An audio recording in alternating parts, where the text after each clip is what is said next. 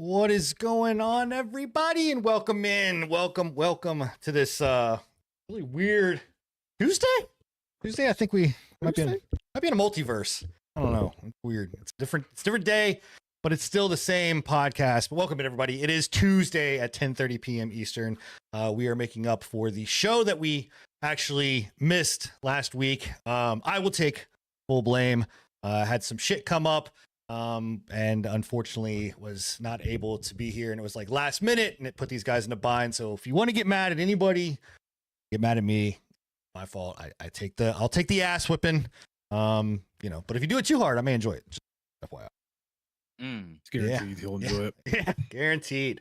But welcome in. Glad to be back. And for you guys, you actually get this week's episode, and then you get next week's episode. So you're kind of going to get a double dose of the pre-match podcast. So my question is, why are you and Enigma matching? Where was this memo that went out? That I just realized I was like, Enigma, go get a black hat, dude. You get a black hat, it'll be perfect.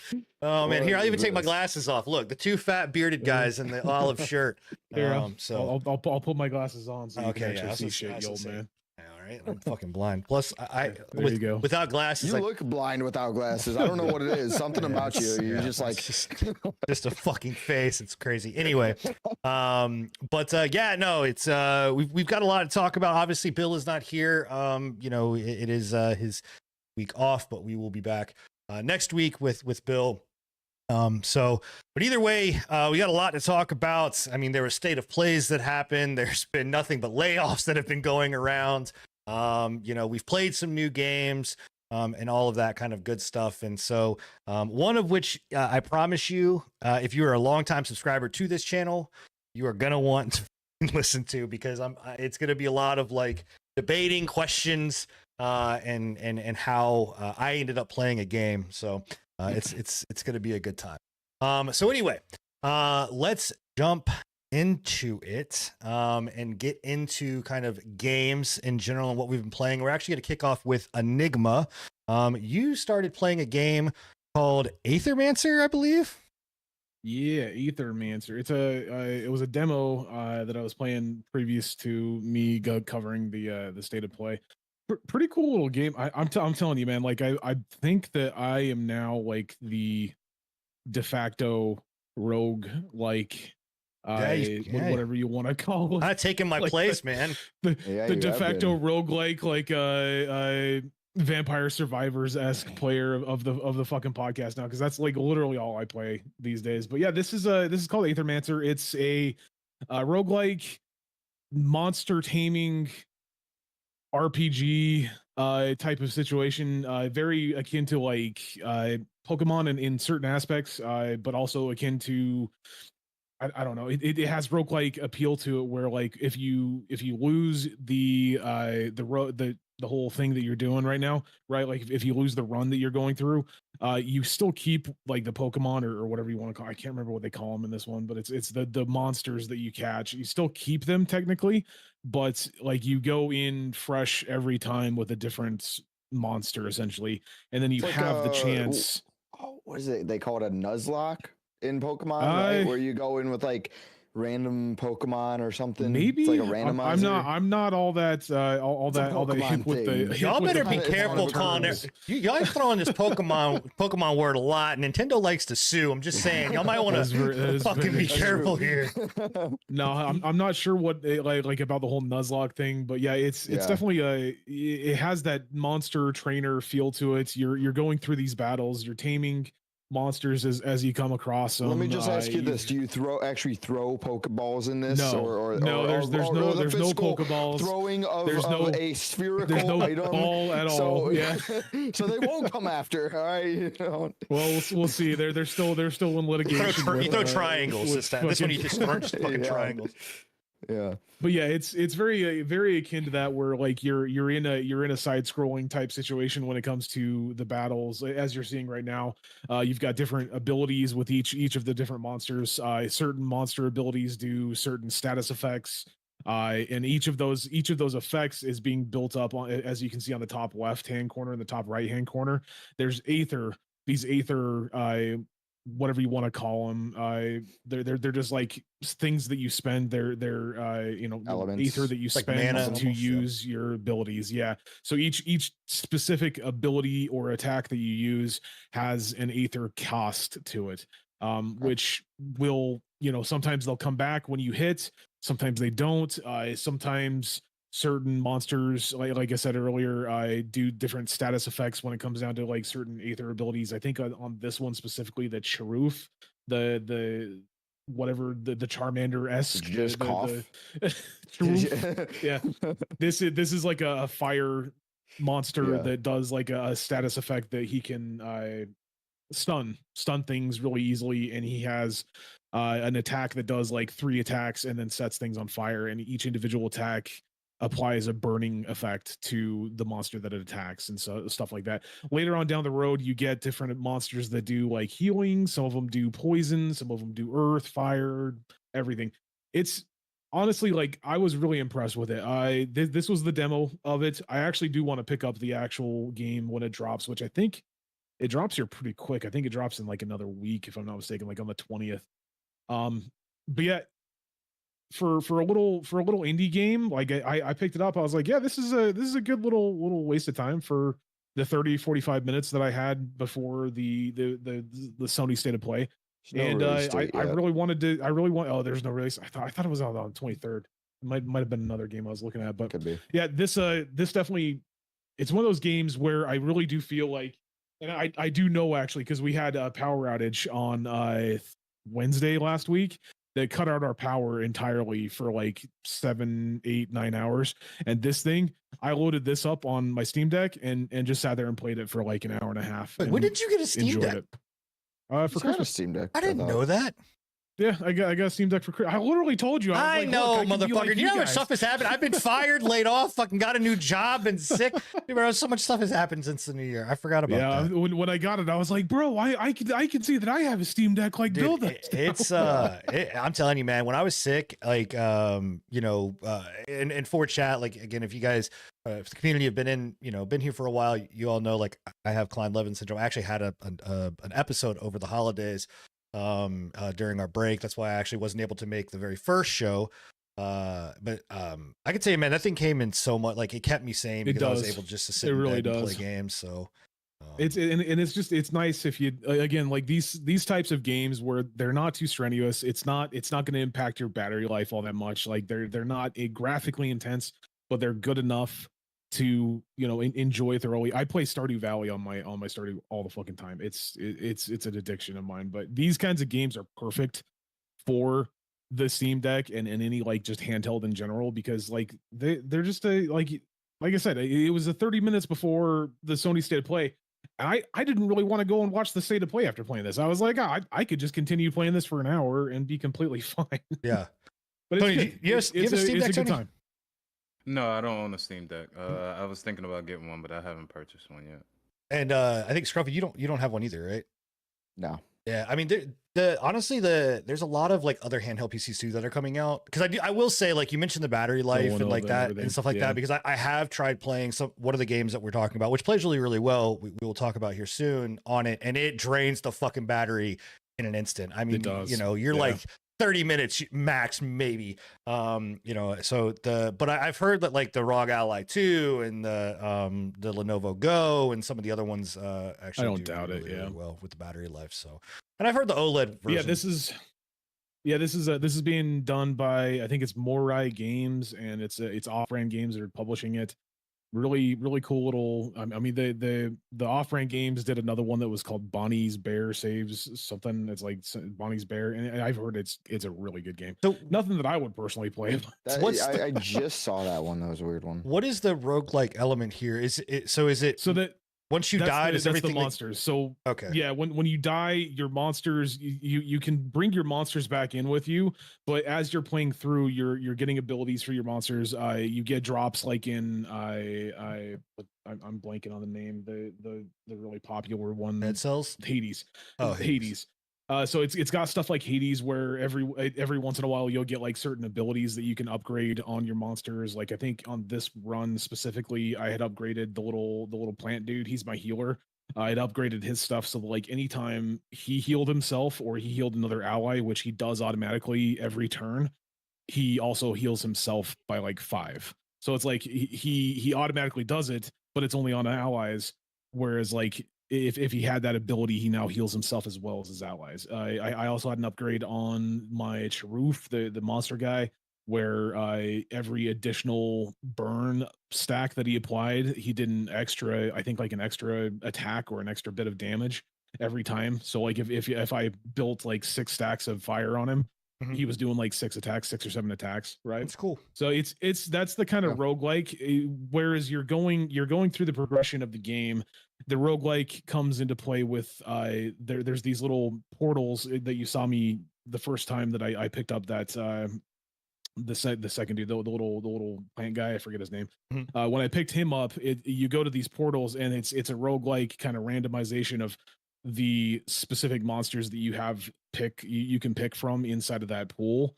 But at the same time, you also have the ability to pick your old monsters from that pool. So that's kind of where the roguelike comes into play. If you really built your Charoof or your little plant dude really heavily, you could bring him back in, but it's all RNG if you actually get him inside of that. I think that's it's cool. RNG. I think you can start with them sometimes. I'm not entirely sure. That whole aspect of it kind of was a little confusing. So it sounds like that's the whole situation. It sounds like it's also bringing in like the Slay the Spire, where you kind of like you pick your person, they have a deck that's specific to them, but like as you continue to upgrade, their deck gets different, but you may not get those cards, you know, depending on your run, all of that. So, kinda, yeah. Cool. It's very it puts a lot of those aspects from Hades, from Slay the Spire, from all these different other games, and kind of mashes them together. And I think it does a really good job with it. Like I said, I played 30 minutes of it.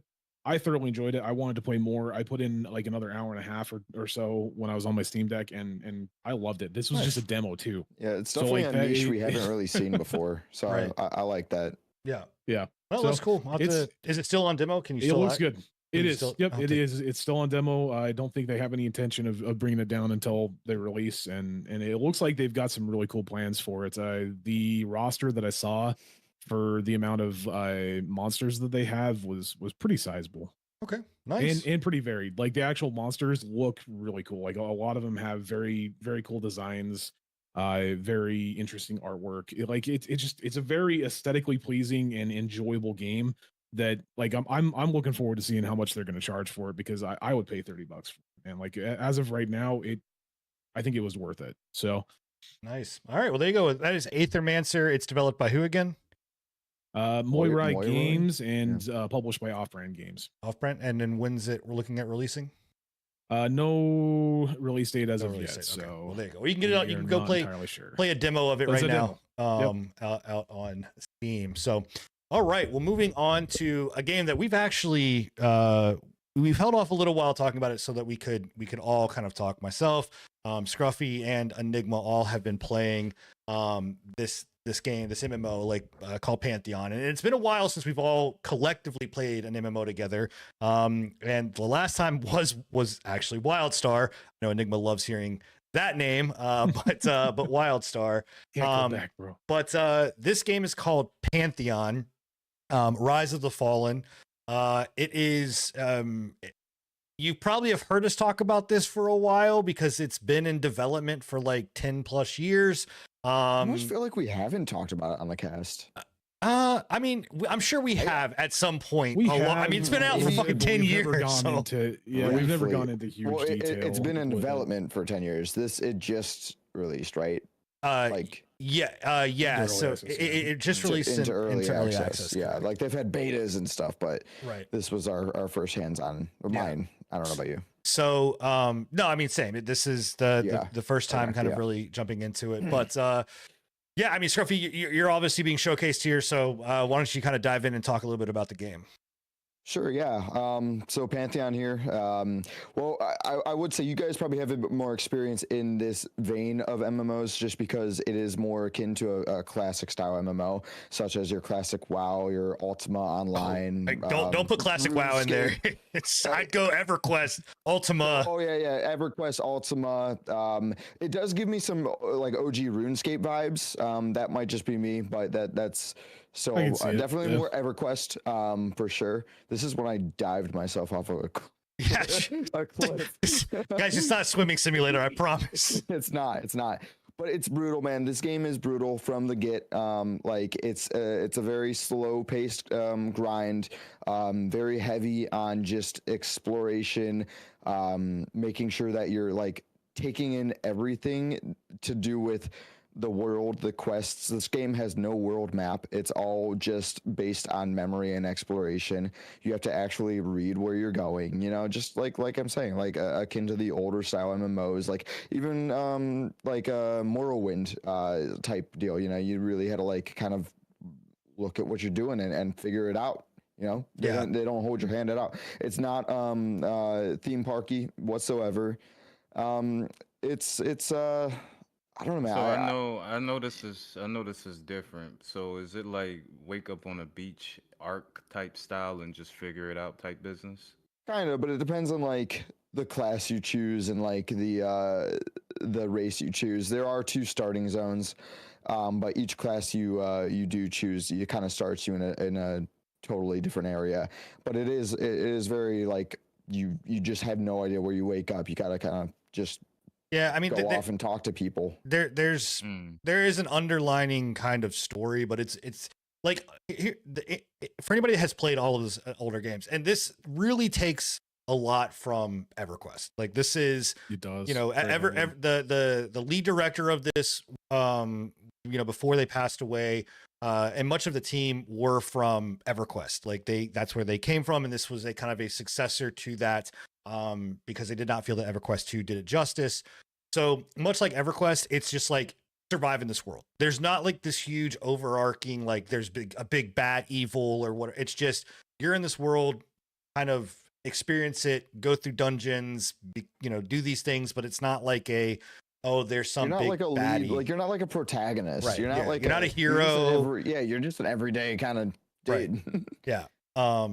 You know, and what I will say to this is that it is very much a very niched out MMO, right? Like this is something that where like WoW is pick up and play and anybody can do it, and you know you know, you hit a button and you're never kind of on stop. This game has a lot of like, you're going to sit down because you're going to be out of mana quite a bit. You need to make sure that you have food, you know, really doing large groups or anybody or even fighting one mob that might be like, you know, I don't know, that has a, it's not a star. I forgot what they have beside it, but like they're a more elite mob.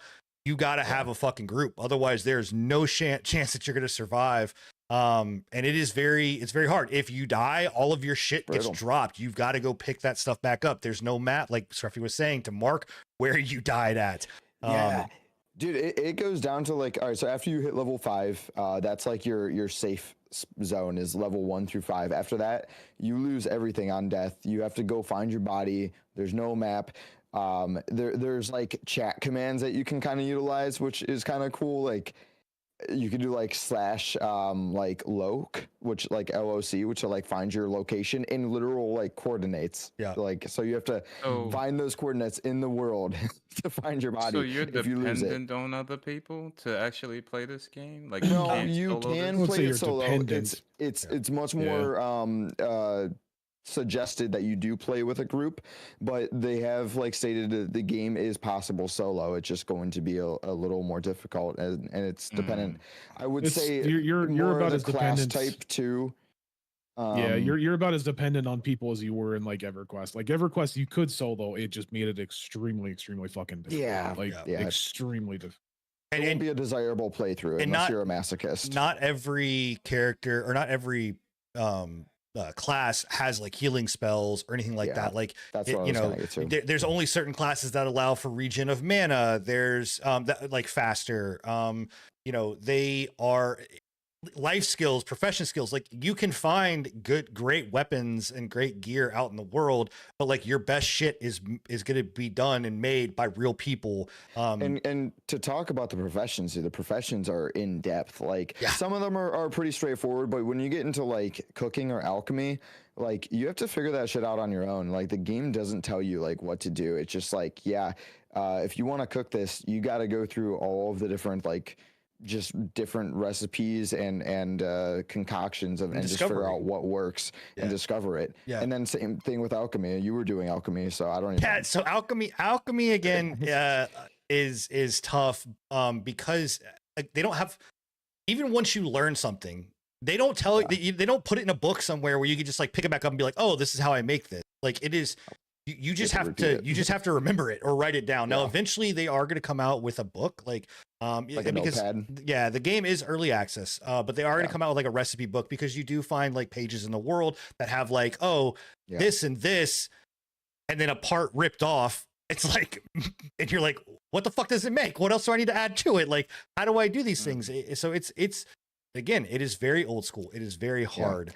But that's also where the community aspect comes in. If you have like somebody in the community that is like a known alchemist who knows how to do it and will make it, then you have those alchemists and you can like buy from them off the market or trade with them, you know? Yeah, it's again, this, I've said this for a long time, like the swing of MMOs have gone, I think so far into the theme park mode and theme park style that like a lot of, well, I can't say everybody, but a lot of people are itching for this, right? It's why classic WoW has become a thing again. It's why games like this or Ashes of Creation or Arc Age, right? Like those types of games are popular, is because people want a more experience of where it is community driven. And I was actually very surprised. I did not think that this was going to have, I honest to God, I actually thought this was going to flop. One, the very first thing that people get turned off to are the graphics.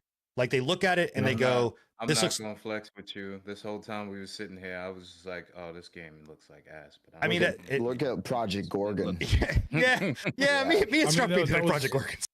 That was my biggest issue with it, and then like that was when you guys were playing it, I was like, nah, I'm a good man. Like this looks like ass. I'm sorry, but it's not even the graphics. I'm happy.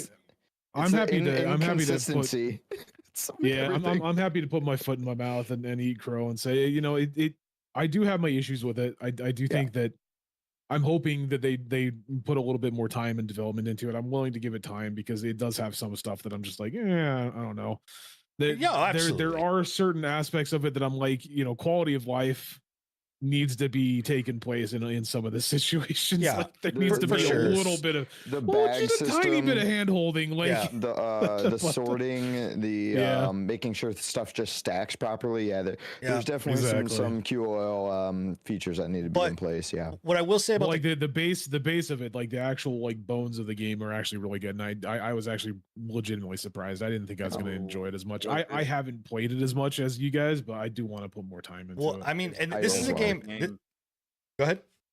Is the bones of the game better than Throne and Liberty? Like when we first started playing that? I personally think so, but it's a different type of bones, right? Like, this is still a grindy game. Like this again goes back to old school. And I want to preface, like, this is a game that I purchased, refunded, purchased again, refunded again, and then finally purchased the third time and stuck with it.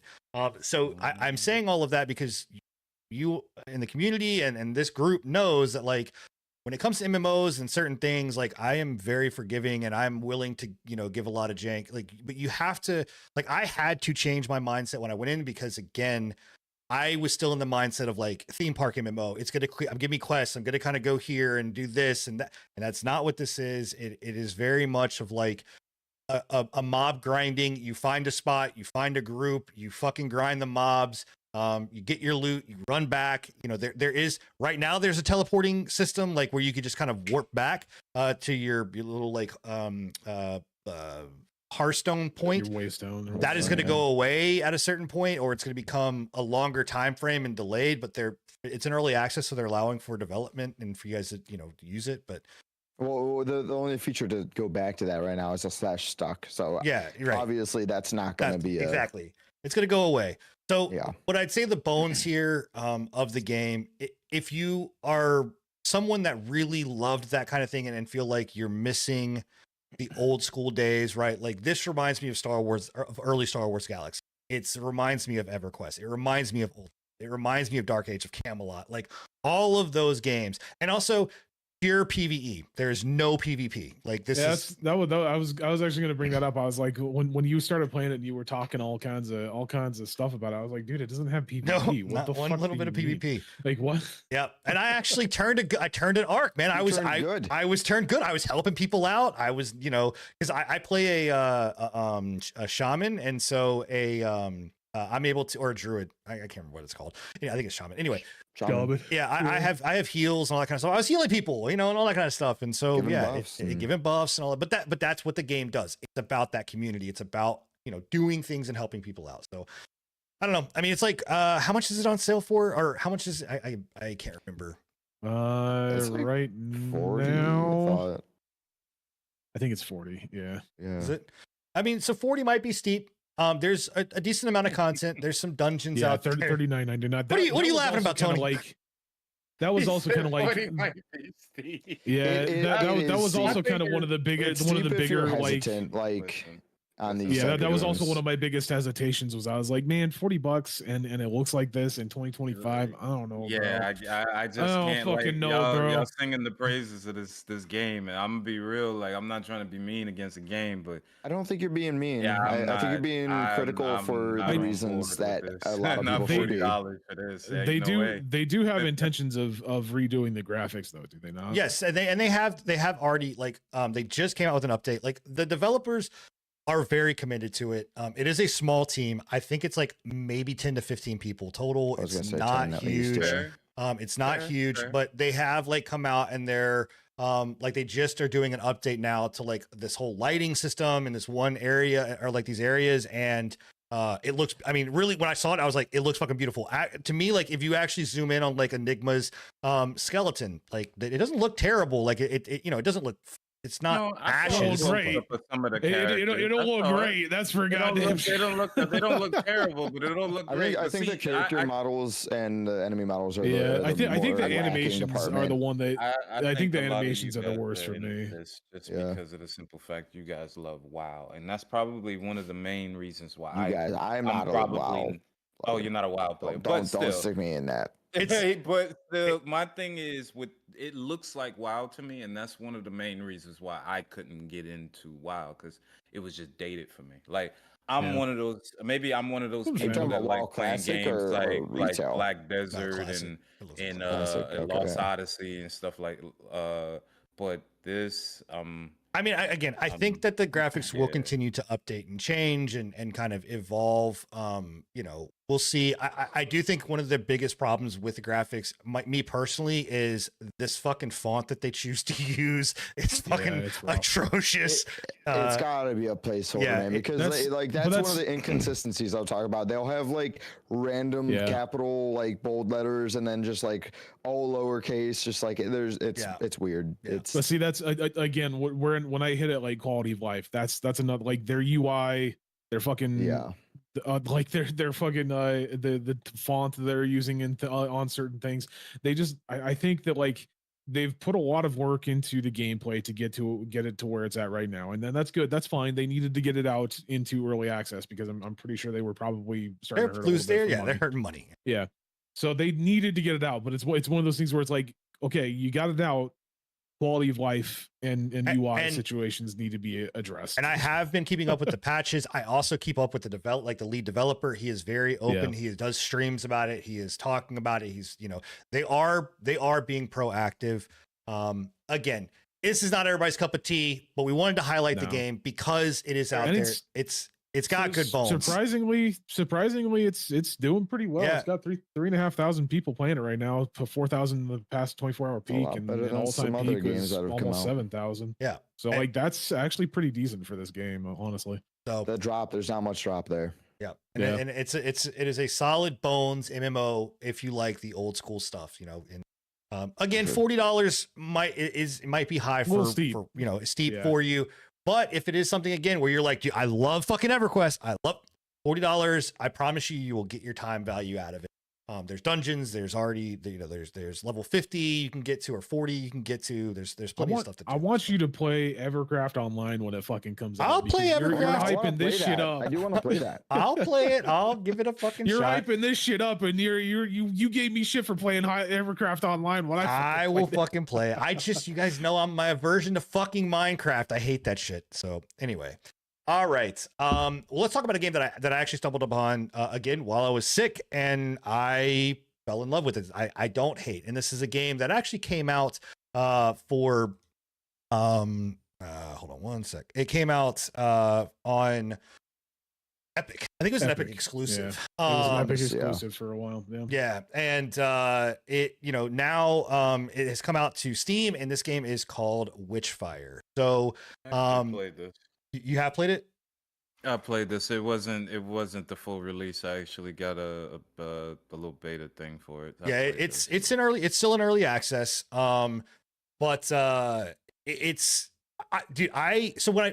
when we first saw this game, I will tell you that trailers that are out there for it and the gameplay footage that is out there for it do not do this game justice at all, because I thought this game was completely different. I thought it was a first person shooter, kind of story driven, run through the world, open world esque style game. When it first released as well, I thought it was like a Destiny. I thought it was going to be like a multiplayer fucking Destiny clone with like Witchfire and like whatever you want to call it, like the medieval times or whatever you want to call it. I was actually stoked for it. I was like, dude, that sounds fucking dope. Yeah. And then it turned out it was a single player fucking only game. I was like, yeah, what the fuck? Hey, Scruffy, thanks for that 90 months, by the way. I appreciate that. That's big time. But so none of those are accurate, right? What everybody thought this game was, none of them are accurate. Yeah. What this game is actually, if I can stop, I don't know what I'm talking about. Let me get the gameplay. But what this game actually is if you were to take Doom and you were to take an extraction shooter, so maybe something, I say Hunt Showdown because a lot of like the font, the look, the elements, the environment is very Hunt Showdown-esque, right? The guns. You take that and you take a roguelike and you just slam this shit all together, right? And that's exactly what it is. It has the speed, like you're zipping around, you know, as you're seeing here, you can like sprint, then dive or slide. You're jumping, you have double jumps, and the whole objective is that you're supposed to run through this world. As you level up or get enough Arcana, you're going to level up, and it's going to basically open up this, which is like your Arcana. This is where the roguelike element comes in, because you pick, essentially you have 3 choices, but you only get to choose 2 unless you find another loot item called a feather that you can then open the third. But you pick one of the 3 choices, and then you go in and you're able to say, hey, I want to run faster, or when I get low health, I want to emit like a blast. And then that's it. You just explore this area and you have to extract. And the extraction works just like a regular, any kind of other extraction. Your settings. Yeah, I know. You had to look at the settings. Excuse me. But you extract just like you would any other extraction shooter, where you go in and if there are enemies around you, you can't extract. They also do not give you an abundance of ammo. They do not give you an abundance of magic or health pots. So like you have to play smart. You just can't like go in and just run and gun. There's a lot of different combos. Whenever you do extract, you take the materials back out, and you just saw it for a glimpse there, a little red orb. That's where you extract from. Certain ones will give you, like, you can extract for free. Other ones, like, you have to complete certain objectives to extract. And you can choose to stay in the world and continue to go farther and farther, but it's going to get harder and harder as you do, because as you kill these things, it's setting up it's like kind of alerting a witch. And if the witch shows up, all fucking hell breaks loose. Like, it is just like, you are probably going to get fucking die. You have to be prepared for it. Otherwise you're fucked. And if you die, everything goes away. You drop everything except for very Dark Souls-esque, the shards that you keep. You can then take those, break them, get more souls, and then upgrade your character. You have to go back into the world to find them, though. I thought I saw you do that. Yes, you once you die, you can go back and grab your loot and then extract with that again. Yeah. Okay, cool. That's kind of cool. The randomness and what makes it roguelike element other or the RPG RNG element of it is that where stuff is at, what enemies are where is not always the same. The map will stay the same, right? The extractions, I think for the most part, stay the same. But is there only one map? No. It's just I am not not progressed far enough. That's all I wanted to know. Yeah, to get there, to get to the other maps. I think there's like 5 maps right now or 6 maps. That's not bad. And it and again, shotguns, pistols, sniper rifles, bolt action rifles, magic, melee. I mean, it gets fucking hectic. It's fun as hell. It is a fucking blast. It works amazing on the Steam Deck. Yeah, I don't know if you guys have any questions about the game, but it's a fucking blast, man. No, I'm glad that you finally played it, because like this was one of the games that I did want to showcase on the show, but like with it just it went fucking Epic exclusive, and then I never really heard anything about it after. I never heard anything about it, and I kind of assumed the worst, honestly. Yeah, so did I. Yeah. Yeah, I was like, it dang. didn't play like this either. Like, Yeah. It was different when they first gave me the little thing to play it early. It didn't play. So it looks like it's improved a lot. It has improved drastically. I still think that they should have went down and tried to take on Destiny, because this whole setting and this, like, what I'm watching right now could have been a really cool fucking like Destiny, like take on Destiny. I do think they should have went co-op at minimum. Yeah. At the minimum, for sure. Yeah, like I mean, a co-op of some sort. I think this is a really good setup game for a co-op. Maybe shooter. like I mean, shocker here. I'm gonna say PvP, but I don't like. Maybe as I get farther along in the maps, I could maybe see like the co-op. The only thing I'll say is the maps, at least the first map, is not very, very large. Like it's not huge. It does offer one of the things that you'll love, Scruffy, because if you see somewhere, you can attempt to get up there. Like you can. I climbed to fucking the top of this one area that I do not think that anyone was like, there's no reason for you to go up here, but I did it and I got up there. There's nothing up there. But there's nothing up there. But what's like the difficulty on the bosses? Do they have like telegraphed moves? Do they have like different move sets? There is different move sets. They are not easy. Again, limited ammo. If you've built you can completely build your character fucking wrong, and kind of fuck yourself, with it.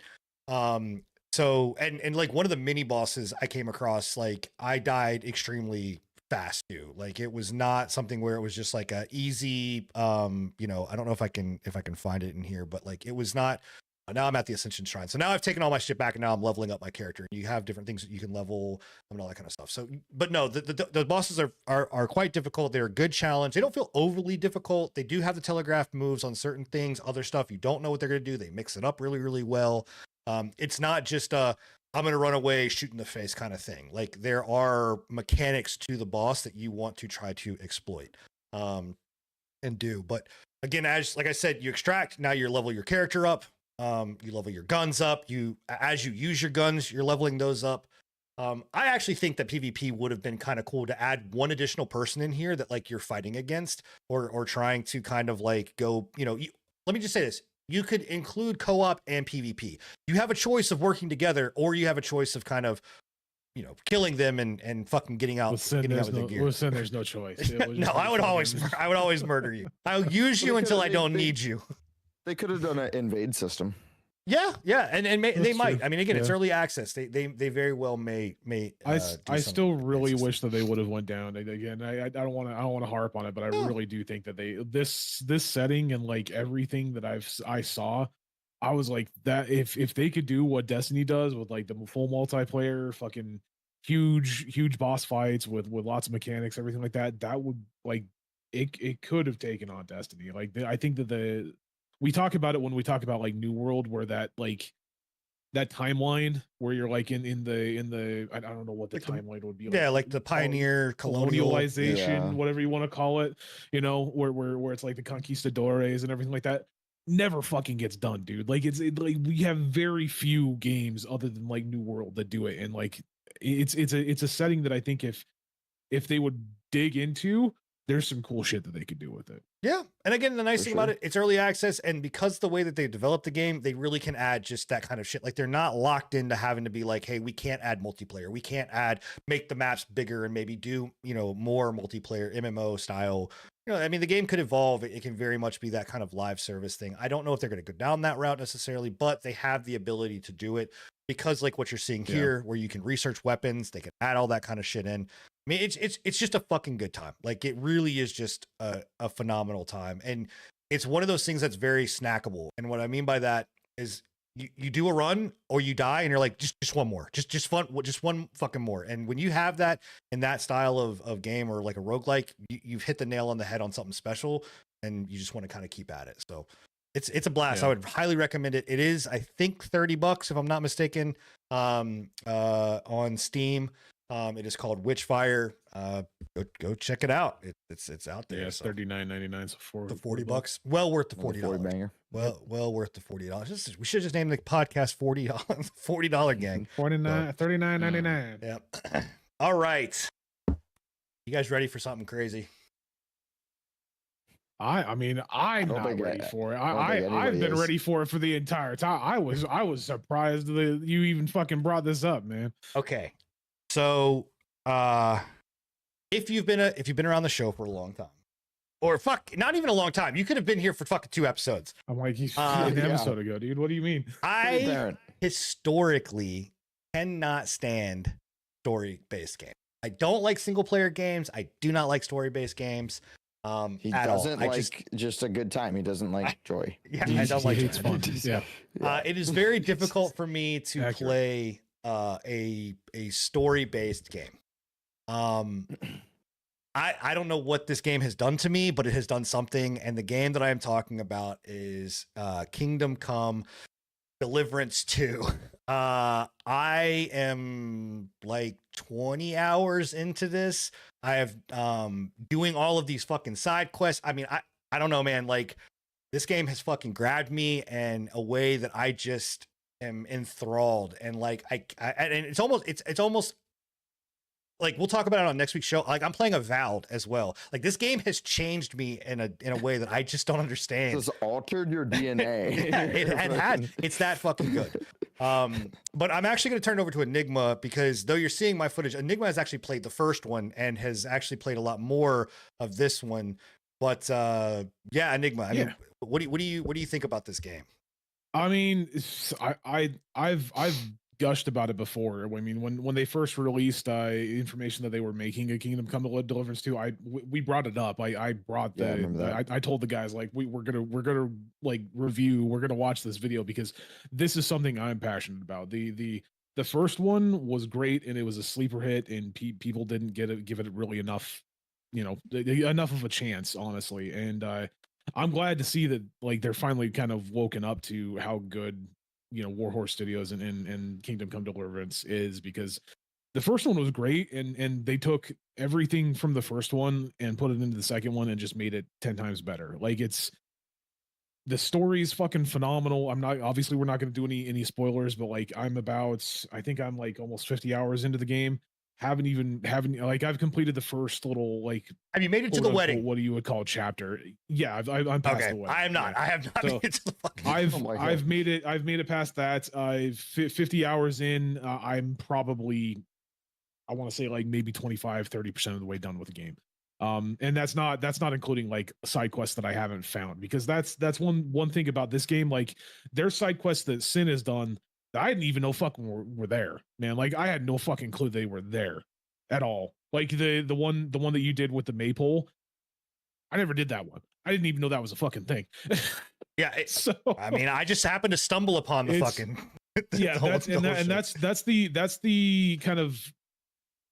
I'm trying to think of the word. Like that's kind of the allure of this game is there's so much to it that if you want to spend hundreds of hours in the game, you can, right? But there's also a very strict storyline and a very linear storyline that if you just want to rush the storyline, you can, and you can probably complete it in like 20, 30, maybe 40 hours, right? If that's if you're like taking your time. If you just want to rush it, I'm sure you could probably complete it a lot quicker.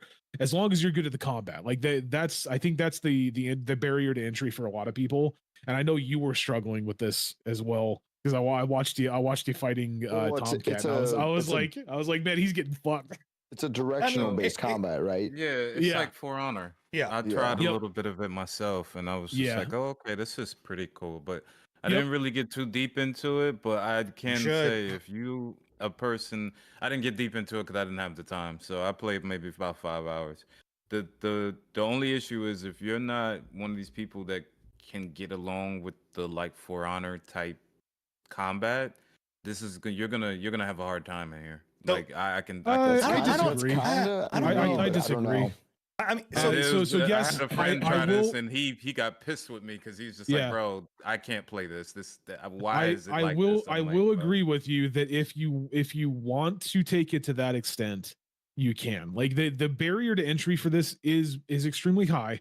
The barrier to entry for combat is extremely high, but you can middle your way through it not knowing a lot and just I mean, I'm a great example. Right? Like I don't like when I'm sitting there and Tomcat's talking about like, oh, the master strike and all this. I'm like, bro, I'm not gonna fucking remember all this. I'm just gonna go flailing around until I can fucking kill somebody, or whatever. But what I think the game does a good job is it unlike games like Skyrim or the Elder Scrolls series or Starfield or insert any of your favorite open world RPG. This game basically says, listen, you can come at this however the fuck you want. Like, and it's not forcing you into the combat situation. You can talk your way out of it. You can fully talk your way out of shit. Like, it's going to affect the game. And what goes on, just like in this situation that we're experiencing right now, like, this person, I'm not going to say who it is. I mean, you'll probably see it if you're watching the video. Obviously, it says their name. I can't do anything about that. But, this scenario right here this could have actually not even happened, right? That's what I'm loving about the game is because, like Enigma said, the organicness of what, side quests you go on, what missions show up, what happens in the world is so where you go unique. I mean, you can find like if you want to get overpowered extremely quickly, there's ways to get overpowered extremely quickly. You can get a decent set of armor and a really good weapon within 15 minutes of playing the game.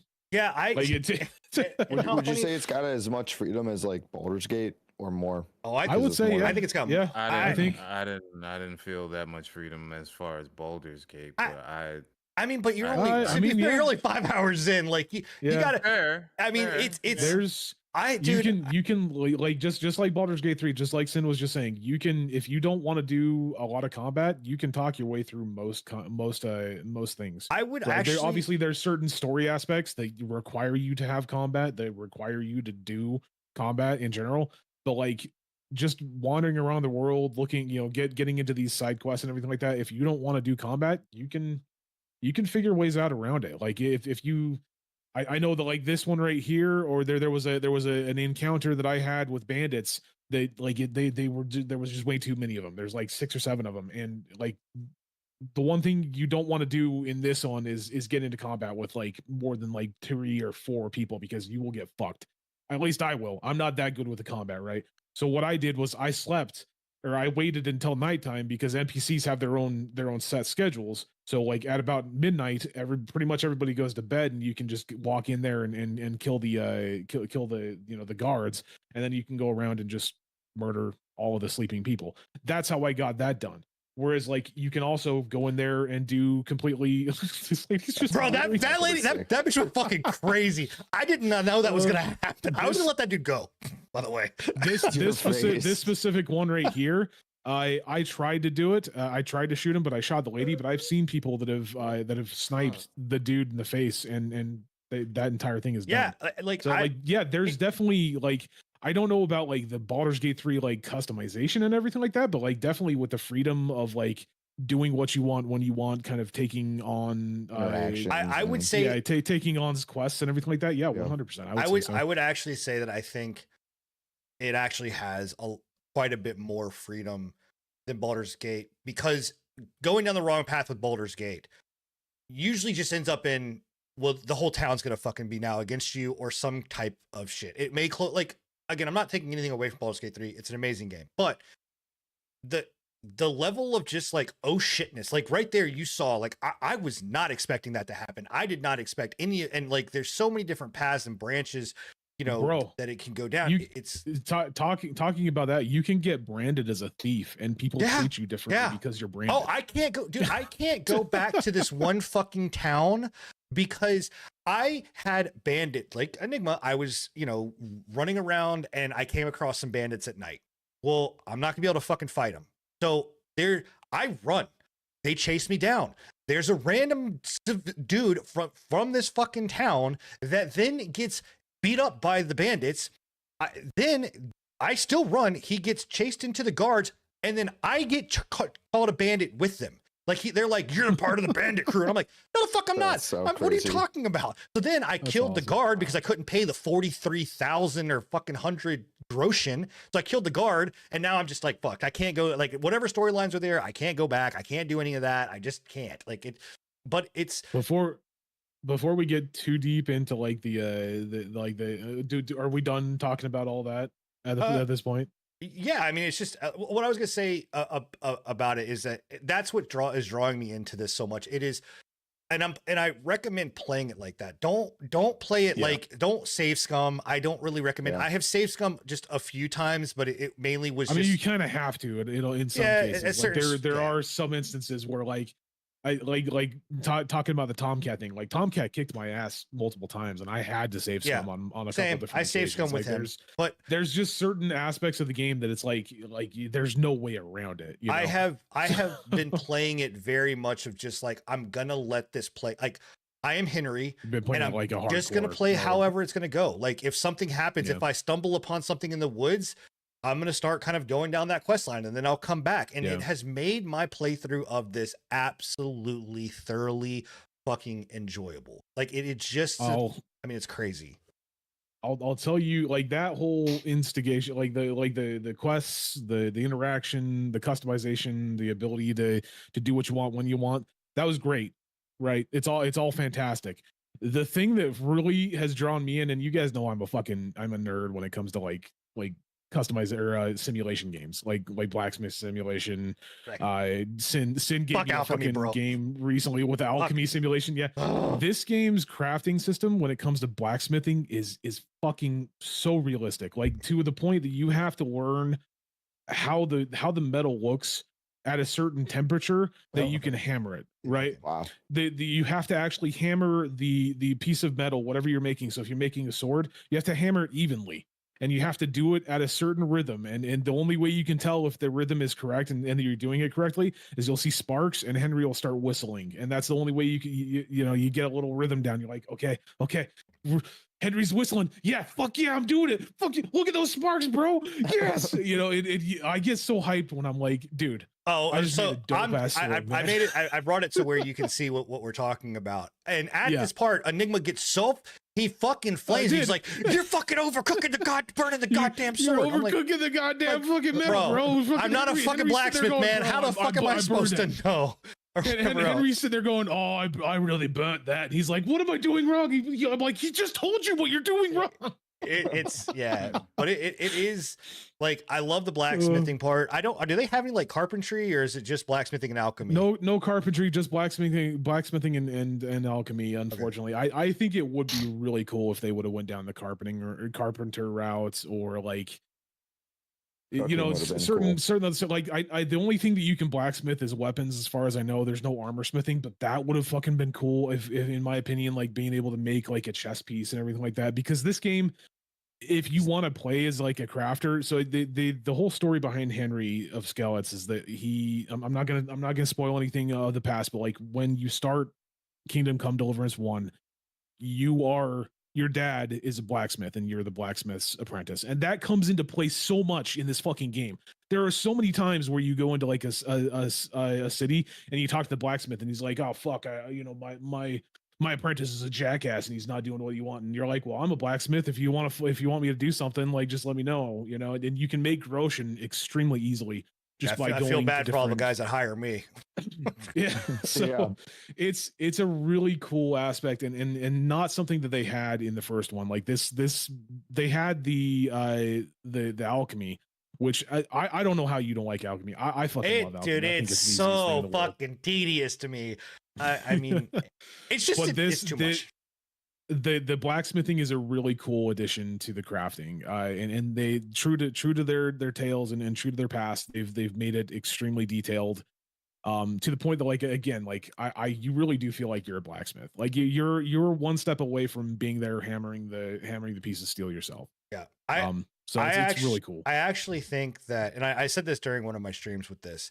I actually think that Warhorse should take the bones of this and again, shocker, and make a fucking MMO, man, because I think like or just make it like they would make so much money by polishing this specific, like by polishing the not just the blacksmithing, but the alchemy system as well, and bring out the blacksmithing, simulation game or an alchemy simulation game. They would make so much fucking money off that, dude. I mean, like, so much money off that. But to me, it has so many good bones around an MMO. The world is fucking amazing.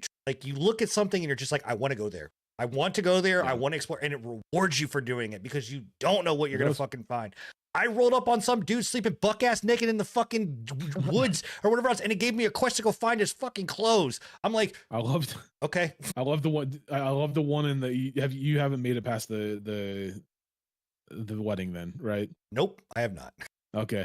Well, there's a quest later on down the road that like there's this building or this set of buildings that's built on a what they call a hell portal, and you have a quest where you have to go and close the portals in that to hell, and you can either tell them, oh yeah, I believe that it's demons, or you can be like, wait, so there's rad droppings, and you're smelling sulfur, there's little tiny pebbles, and things are stealing your food. Dude, it's rats. What do you mean? It's not fucking devils. You can go down the route of being like a complete like pariah when it comes down to like the Christian faith, or being completely, holy water, let's dump that shit on the fucking hell portals.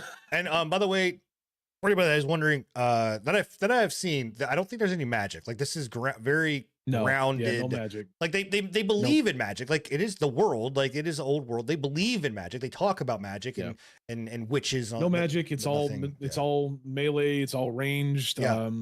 It's very low fantasy. Very medieval based.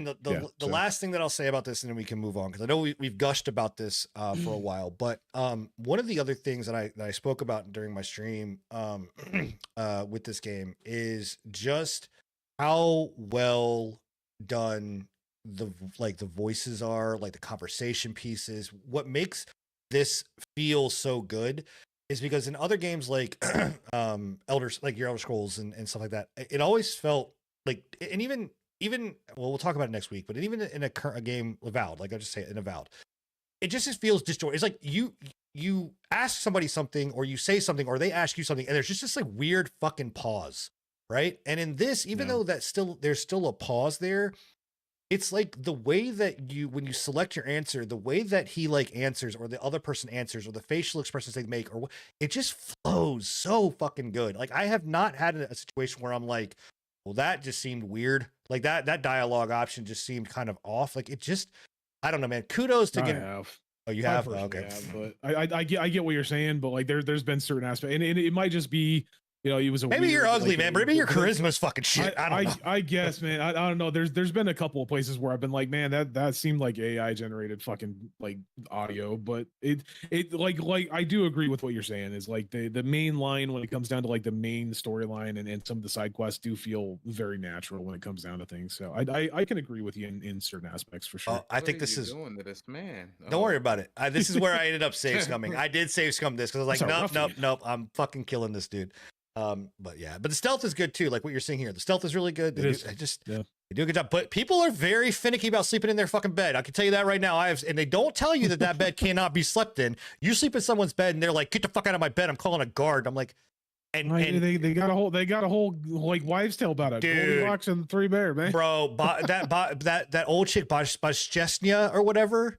I know I said we're done, but I gotta ask Enigma something, dude. Remember, you know, like whenever she asked you to go do the certain thing for the person that outcasted her. I don't think I've done that one before. Okay, all right. Well, she asked you to go do a certain thing, which is not a legal thing. For this, she asked you to kill somebody that ousted her and from the town. I agreed to it. She's like, okay, we'll let you. Yes, you have. It's the old chick with Pavlona. It's her mom. Like that you have to. The first guy. I don't think I went back to her yet. I haven't went back to her yet. I need to. Well, anyway, so I agreed to go kill this person, and she's like, okay, well, I'll help you with anything you want. Blah blah blah. And by the way, you should definitely rest up before you go. I'm like, okay, cool. So I go in and I fucking rest. And I guess it's in her bed. And she's like, fuck you. And pulls out a fucking dagger and starts shanking me, bro. And I'm like, what the fuck, man? So anyway. Well, she meant rest in your own house, bitch. Well, bro, I'm sorry. She has a cushy ass bed and you laid me on a fucking blanket like a goddamn dog. I'm good. So anyway, yeah. So, but that is Kingdom Come Deliverance 2. If you have not played the first one, do not worry. You can jump into the second one and understand what's going on. They do a really good job with the introductory, kind of telling you the what went down and stuff like that. If you do want to play the original one, you're going to get a lot more out of it because you do have like certain like little innuendos and inside jokes and everything like that you'll have from the original one and like certain achievements that kind of harken back to the first one. But yeah, you don't need to play the first one. Yeah, it does a really good job of explaining it. They do. So do not be afraid to do that. So, all right. Well, that is Kingdom Come Deliverance 2. That is all the games that we have played this week. Like I said, we will talk about Avowed next week. We've got some time in it and I'm eager to talk about that. But that will be on next week's show. So make sure that you tune in for that. All right. Well, we are now moving on to the gaming and news sections, and oh boy, do we have some news. It's there was a state of play. There have been layoffs. New graphics cards have dropped. It's the whole fucking shebang. So, but we're gonna kick off and actually talk about the Sony state of play. Now, I know Enigma, you actually streamed this while it was happening, so you were watching it live. You can catch that VOD on our YouTube channel over at youtube.com. /pre-patch podcast or at pre-patch podcast. You can go check it out there if you want to see the live reactions for it. And I was watching it with Enigma too. I don't know, Tony, did you get to watch it? Surfy, did you get to see it? I caught a little bit of it. I didn't get it to watch all of it, but I caught a little bit. You didn't miss much. Yeah. Really? Yeah. So Enigma, I'll start with you because you saw it. I mean, I watched pretty much all of it with you, but you saw it, the whole thing live. I mean, what's your kind of thoughts here? Was there anything you actually are excited about on this? I mean, there's certain things that I'm like, oh, that's kind of cool, but like nothing like Monster Hunter Wilds is pretty much the key factor right there in this entire fucking thing. Which again, so I have a love-hate relationship with a lot of these gaming shows. When it comes down to like Xbox, there's certain things I don't like about Xbox. When it comes down to Sony, there's certain things I don't like about Sony. I talked about it when I was doing the live stream for this, where I was like, the one good thing that I can say about Sony is they don't bloat this shit with any bullshit. It's just games. It's whatever they have on the line. That's what they show, and it's done, right? Like that, and that's one thing that I will give Sony over like Xbox, though Xbox has been kind of getting a lot better with it, but like a lot of these other game shows, like where it's just bloated with a bunch of bull crap or sponsorships or something along those lines, right? The last, I want to say like 3 state of plays that I've watched, I have not been impressed with, and this one was right up there with that. I was just not really impressed with anything. Everything that I was like, oh, that was kind of cool, wasn't a PlayStation exclusive. So again, you look at you look at Monster Hunter Wilds, that's not a PlayStation exclusive. Trying to think of any of the other ones. I'm kind of looking through them and being like, that one was kind of cool. I mean, Saros was kind of interesting. Saros, Sin, were you interested in that since you played the Returnal predecessor? Returnal. Yeah. So yes, I am, and it actually what it actually did was make me go like, oh fuck, Returnal, I want to go back to play that because they actually did a co-op update to it where you can play multiplayer, and I'd love to either play with Bill or somebody else on the show or anybody that wants to play. I'd actually do it, but yes, but it's 2026, and it's also very Returnal. So it's just kind of like, Yeah. you know, it's There's more nothing returnal. new. Yeah, And that it's- was again that was a big I want to say like recurring theme for me for throughout the entire like show was I was just like, this just looks like a game that they just released last year. This just Yeah. looks like this game that they just released last year. Nothing was really impressive. Nothing it's- really screamed Even to me Borderlands like 4 next wasn't that generation. impressive. Dude, Borderlands 4 just looks like Borderlands 3. Like I'm I'm sorry, or kinda- 4. I'm just like, whatever, dude. yeah, I'm it's afraid I'm you over had- Borderlands at this yeah. point, dude.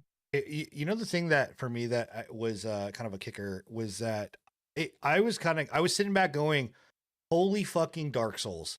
Holy shit with Elden Ring. Like this is just like it's like they latched on to that idea of like, yo, we're gonna make another fucking we're gonna make Wukong was successful. Fucking pump out another Wukong style game. And because literally you could take Yeah. I guarantee that you could take any of these fucking games, you know, Lost Soul aside, Mind's Eye, you know, I don't know if I can go down here and see some other ones, but literally Directive 8020. I was gonna say, Yeah. oh, another one Directive that I was like, 8020 kind of interesting just because that's like another supermassive game. yeah, but dude, come on, it's literally it's the same dark people. anthology. Yeah, but it's the same. Dark Like Pictures that's game. what I'm saying though. It's like and I said this while Enigma was streaming it. I was like, there's nothing. This is all the same shit over and over and over again. Like we're not getting anything inventive.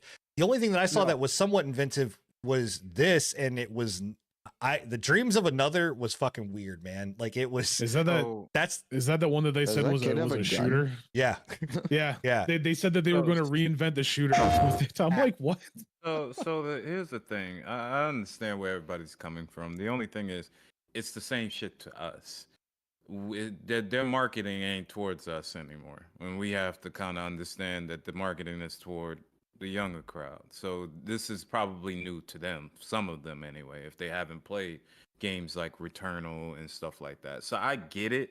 I don't necessarily agree, but I understand where y'all coming from, but it's not marketed for us anymore. So Yeah, but I could agree with that if again it wasn't something that it was like, okay, that looks exactly like Elden Ring, which was literally released 3 years ago, right? Like they literally just did another a DLC. Right. But we've talked about that before. We've talked about the fact that it's always about what's doing well. If a BR is doing well at the time, every game coming out going forward, it's going to be a BR. If this is doing well at the time, that's what they're just gonna push it out like that, and they don't have originality anymore. That's yeah, but you look at like live service, right? That did not do Sony well. Like live service games was the big thing. They pushed down live service, and it's almost destroyed them as a company. Yeah, you know, like I almost feel understand. like we're at a place where we're just like stagnated with like new like inventability of like games and stuff. Like I don't think we're getting much more out of games in this current like generation. What we're waiting for, I think, is just the more like advancements in like VR. I think that's our next step, to be honest. They better start fucking pushing it. I don't know, man, because VR, like, I mean, they've got some really amazing VR headsets that are out there, but it's still not to the broad consumer. Like it's still pretty niche just because of like the buy-in to VR. It's still not the easy access. Like they're getting there, but you know what I'm saying? It's not there yet. Not everyone's on it. You know what I think that a lot of this is I think, like Tony mentioned, it's like, hey, if this is successful, we're going to go into it. As we kind of talk about some of like the rest of the news, you're going to hear a lot, like even fucking successful games are laying people off. Like even wildly successful games are firing whole departments. And it's just like because the gaming culture has grown so much and these companies have come so massive, right? We even on the show, myself, Enigma, like we were happy that Microsoft was going to buy, Activision Blizzard was buying some of these studios because we thought that it was going to give them new life. And all it's done is actually diminished it and said, if you're not profitable, if you're not making a fuck ton of money, you're fucking shut down. Gaming went from actually enjoying the gaming vision to being corporate. And now your games are just dog shit because corporate is taking over and it's all about money. Yeah. And I mean, you do have a select few that are that will stand out, Yeah. but it's most of the indies. even then. And can I- Like, yeah.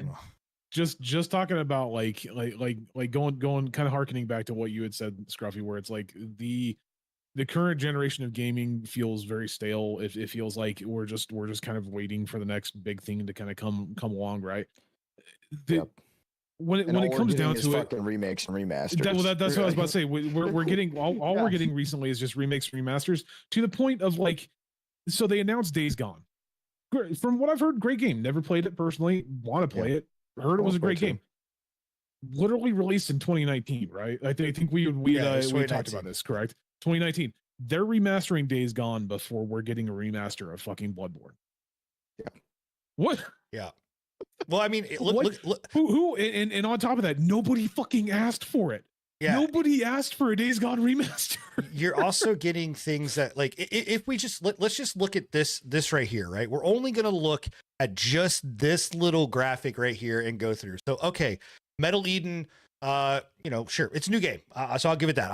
Okay, great, new game. Metal Gear Solid, this is a sequel. Mind's Eye is technically, I did some research on this. This is actually technically a sequel. It was actually it was so how it worked was this was actually going to be a sequel to another game that they then killed off, but really kept it the same thing and rebooted it as Mind's Eye. So that technically, quote unquote, is a sequel. Makes Borderlands sense. 4 sequel. Star Wars sequel. Yep. Warriors Abyss. I'll actually give credit to this fucking game. This game is really fun, but it actually does quite a bit. I watched that was one of the ones that I was actually impressed with. Yeah. It's like 16 million or billion or something billion, like that. 16 billion, 16 billion combinations. I'm still calling bullshit on that personally, but we'll see. I'll talk is. about this game next week because I did play it. I put some time into it. It's a lot of fun. It's good. We'll talk about it next week though.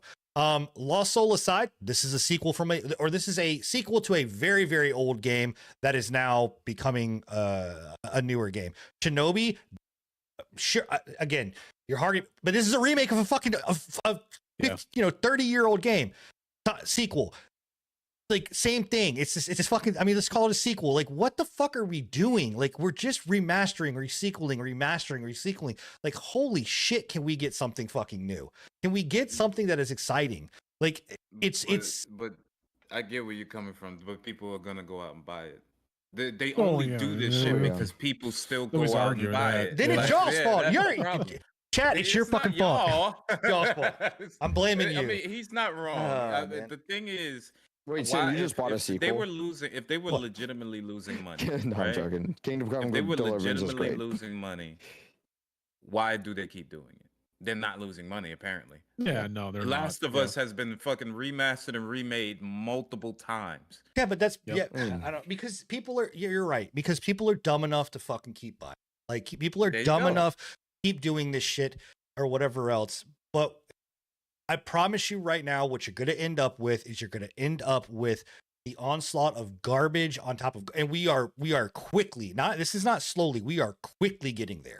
Like the game, like I think a lot of people think that the video game market cannot crash, and we have said this before, but like it crashed in the 80s and it was brand fucking new and it was wildly successful, but it crashed because of the exact same mentality that this is right now. If you go back and you look at the Atari 2600, the Intellivision, the Nintendo 60 or Nintendo 60, holy fuck, the NES, right, Famicom, all of that shit, it crashed because they were just pumping out garbage because they were like, oh, I can just put ET on there and it's going to sell because it's a big name and who fucking cares? It's going to sell. It's the same fucking thing, right? You're Like seeing Star Wars, yeah. and the same thing. So, Mhm. yeah, I don't know. Yeah. I mean, Ubisoft, like you just said Star Wars, but dude, if they don't bank on Assassin's Creed, if they don't hit Assassin's Creed Shadows, that fucking company's fucked. They're done. They're burned. yeah. Hold on. Yeah. Go ahead. Keep going. I'm sorry. Okay. You should. But yeah, and I mean, and they just so far everything that I watched in that It was not- entire yeah, thing, I was it just was- like, it was okay. whatever, dude. Speaking It of- was okay. It wasn't great. Speaking of Ubisoft, going off on a tangent here, did you guys hear about them switching up Siege? oh yeah, Supposed we're to gonna be we're gonna X talk or about something that. like We'll probably Yeah. talk about it next week Yeah, for sure. yeah, with we'll Bill. talk about it. Yeah, we're gonna talk about it next week with Bill. I Gotcha. did see it though. I Since posted he's in the chat today. It looked interesting. Like I'm he's the glad siege that person. they're putting forward more more updates. But yeah, we'll I don't see know. what it. Here's see what it the does. last thing before we move to the next topic. But what I'll say about this is that you've got, guys, these systems are $500, $600 systems, right? They just pumped out a PlayStation Pro, right? The half step, systems. I'm sorry, but right now, as it stands, I don't know what I would, looking at this, if I had not bought into PlayStation yet, I don't see anything on here that's just like, I gotta fucking have a PlayStation. And I think that is where Sony is failing, because Microsoft doesn't give a fuck. I mean, what they didn't talk about during the state of play, Forza is coming to fucking Sony. Indiana Jones is coming to Sony. Halo is coming to PlayStation.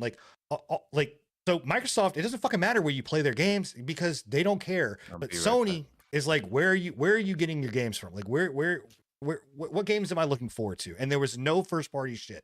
Not one. There was not one first party fucking game here. I think I saw a thing that actually said that Xbox has, or Microsoft has, more first party titles coming out on PlayStation than PlayStation has in 2025. That's wild. Fucking nuts. Oh my gosh. So that was the state of play. You can go watch Enigma's full play live watch of it on the podcast channel on YouTube. So make sure you go do that. All right. Well, we mentioned during that about how games can be successful and still lay people off. And well, we're about to talk about a whole slew of layoffs throughout this next section because it has hit the entire market. But something that literally broke today, and I was actually quite shocked about it until I did some more research in it. And we're gonna clear some of the misinformation up that's out there. But Marvel Rivals. Everybody here has got to be familiar with fucking Marvel Rivals. I know myself and Enigma are dumping a fuck ton of time into it. Tony, I think you're playing it as well. I can't hear enough of it. It's taken the world by storm, right? When you go to bed, you think of again. It's just the way that it is, right? But no matter how successful this game is, and I mean wildly successful, they were hit with layoffs. They laid off their entire U.S. Division. One of the game directors was laid off, and like I said, the entire US team, that was NetEase, laid them off.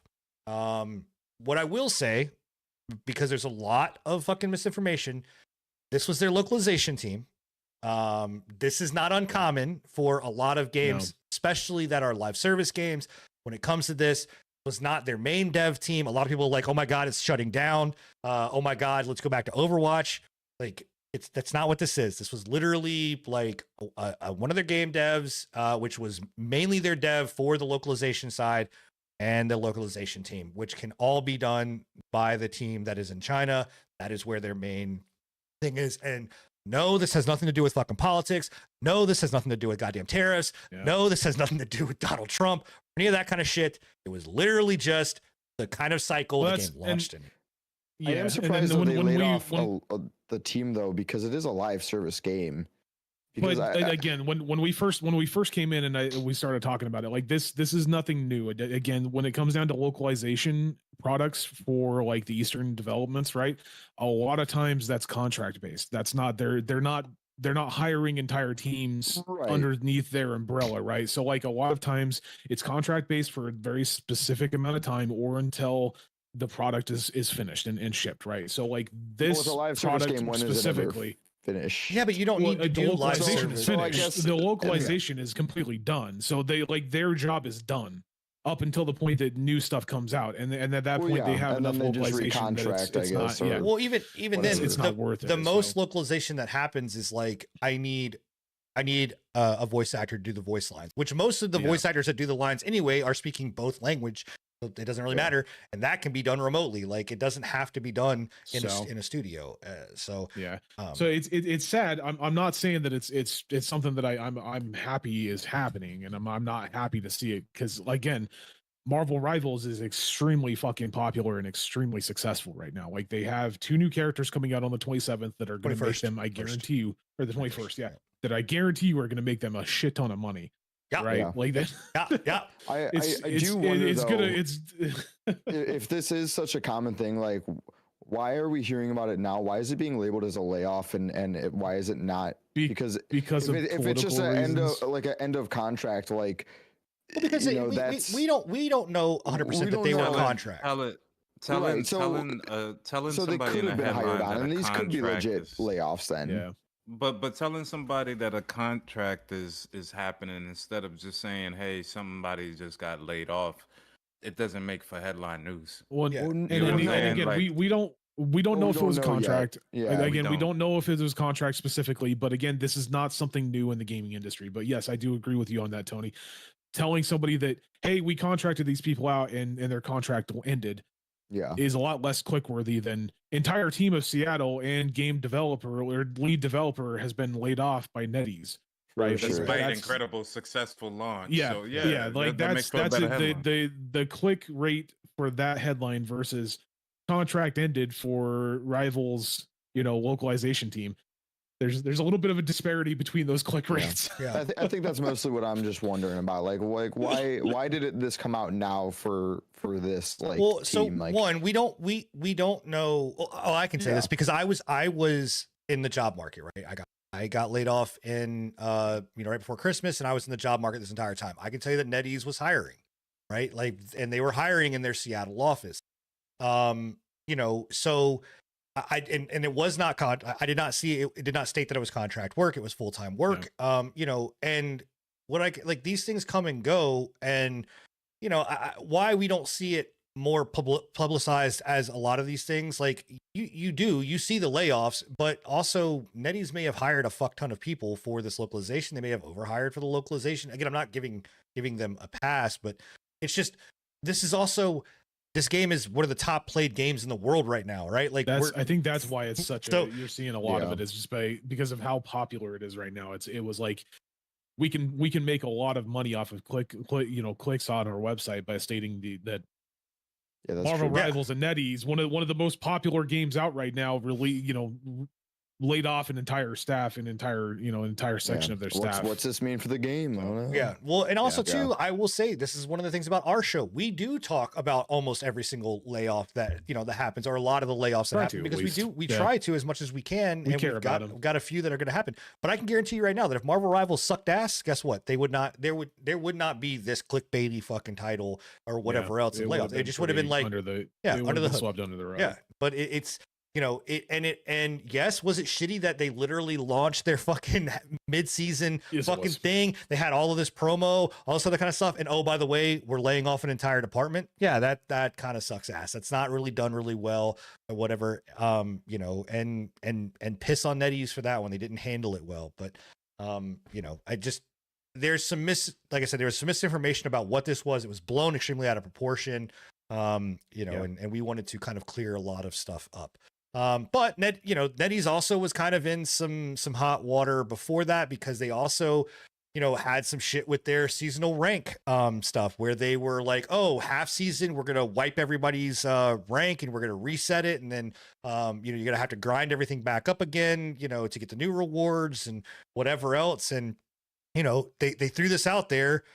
I didn't really fucking care. I didn't really bother me too much, because I was like, all right, well, I'm just going to have to grind again. I'm playing regardless. But apparently everybody else was pissed off about it, and they quickly reversed There's it. a lot of people. Yeah, Tons of people that were pissed. Like not just like basic players, but like pros, like professional players, like Necros and a couple of other ones were like, this is the stupidest fucking decision. Why are you doing this? Yeah. We don't want to continue. Like there's no reason why we should have to grind the same season.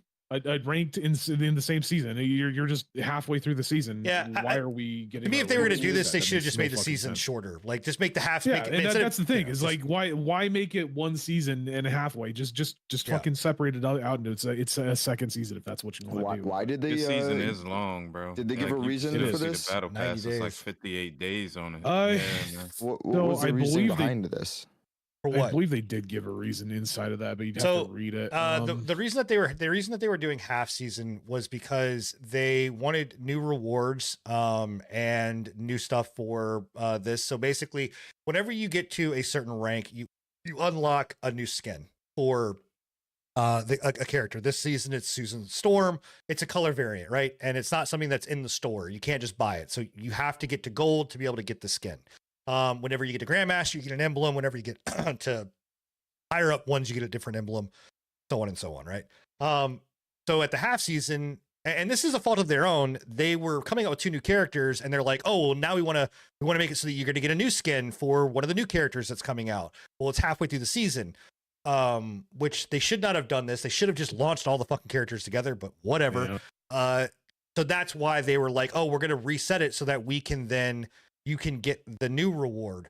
There's other ways to hand out rewards. You're right. Still keeping player retention. You're right. And so they reverted back to saying, "Oh, hey, we're not going to reset ranks. We are going to still give you the new shit, but you have to play 10 games." That's what I was about to say. The way that they handled it previously was so fucking confusing. It was like, hey, because like I remember you reading it while you were on stream, and you were really confused about it as well. Like you were like, so wait, if I'm already this rank, and their season resets, now I have to play ranked as well as like 10 different matches, right? And it was extremely it's not confusing kind of how they worded it, and so they had to reword it, and it makes a little bit more sense. But yeah, the first half of the season will conclude on the 21st.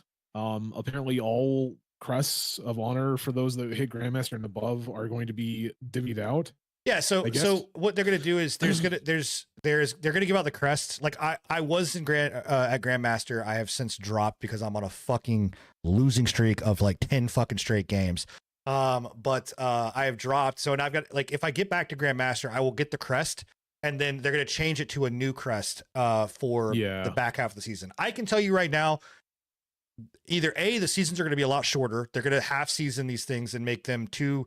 We'll have season 2 is only going to be, 3 weeks, and then it'll be season 3, or they're going to keep this long season, and they're not going to do this whole like half new shit or whatever else. Like, I just don't think they're going to keep doing that.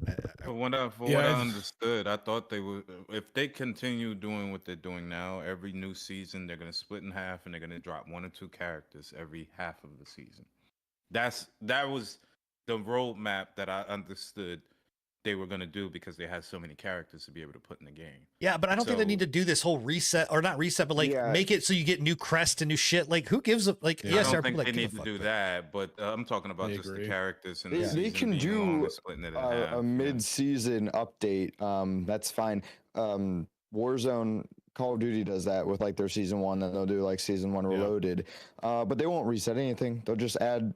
Well, doesn't Fortnite hasn't Fortnite gone from like having long ass seasons to now doing like fucking super short seasons? Like, aren't they like, don't the battle passes and chapters only like 2-3 weeks? The way Fortnite does something 4 to 8 weeks or something like that. Well, let Tony. He's the Fortnite. Certain no. I'm not just saying. Certain seasons are really long, and then in between those certain seasons, they'll have little snippets of little events. So like in December, they had that event where Snoop Dogg, Eminem, and all of the singers, Ice Spice, they was all in the game, but it only lasted for about maybe 2 weeks, 2.5 weeks, 3 weeks, and then it went away. Call of Duty does the same thing now. Right, and now they have an actual season. They have events that they'll do for a certain amount of time, and then one thing with Rivals though is that like they do have that whole situation of like every season and like every battle pass is continuous. Like there's no end to the season battle pass. Like if you can just buy it, you got it. You can just continue. So I'm sure that has something to do with it a little bit. But yeah, I completely agree. I don't think they handled it very well. I was one of the guys that was like, I don't really like. I don't play ranked. I get frustrated with ranked as is trying to play solo. It's fucking stupid. Forced to play more. Yeah, I didn't want to fucking be forced to do another fucking rank grind. As is, you're already gonna have to play 10 ranked matches just to get the next. I also rewards, whatever it is. I really need them and want them. Like, they are listening to their. I will say they are listening to their fucking community at least. Thank God. Like, this is a company that they are like literally people bitched about the Chronos tokens and being like, this is a fucking waste. What do I do with these bitches afterward? Because I'm not getting anything. And they're like, hey, this new season update, we're giving you. You can fully redeem this shit. Like they're listening to their community. They're adjusting Scruffy to the whole triple healer meta. They're like adjusting and fixing and working and balancing and doing stuff. Like it's great. But God, for the love of fucking Christ, can you please remove the barrier of being like, hey, I have to be able to, like, if I'm diamond, I can't play with somebody that's gold. Like, guys, people are like, you're still boosting. There's a reason. Dude, I don't. It's fucking stupid though, because like for instance, me and Enigma, right? Like, What's we the we, we, disparity we play at between different those two times or ranks? whatever else, and like sometimes You like can I'll get only on, I'll do play, three- and three he ranks. whatever. Yeah. I can't play with Enigma because unless I create a whole nother account, and I'm like Yeah. I'm still doing I the don't same know. shit. Like that's dumb. Like it's to me I it's, think it's ridiculous. I think it needs to be like in place, but only for like really high ranks to really low ranks. I mean, sure, but like, what stops the Celestial disagree. from just making a fucking bot account and a Smurf account? He can very well do that, but I disagree with that because of the simple fact is your skill level and somebody else's skill level. You take them into a match.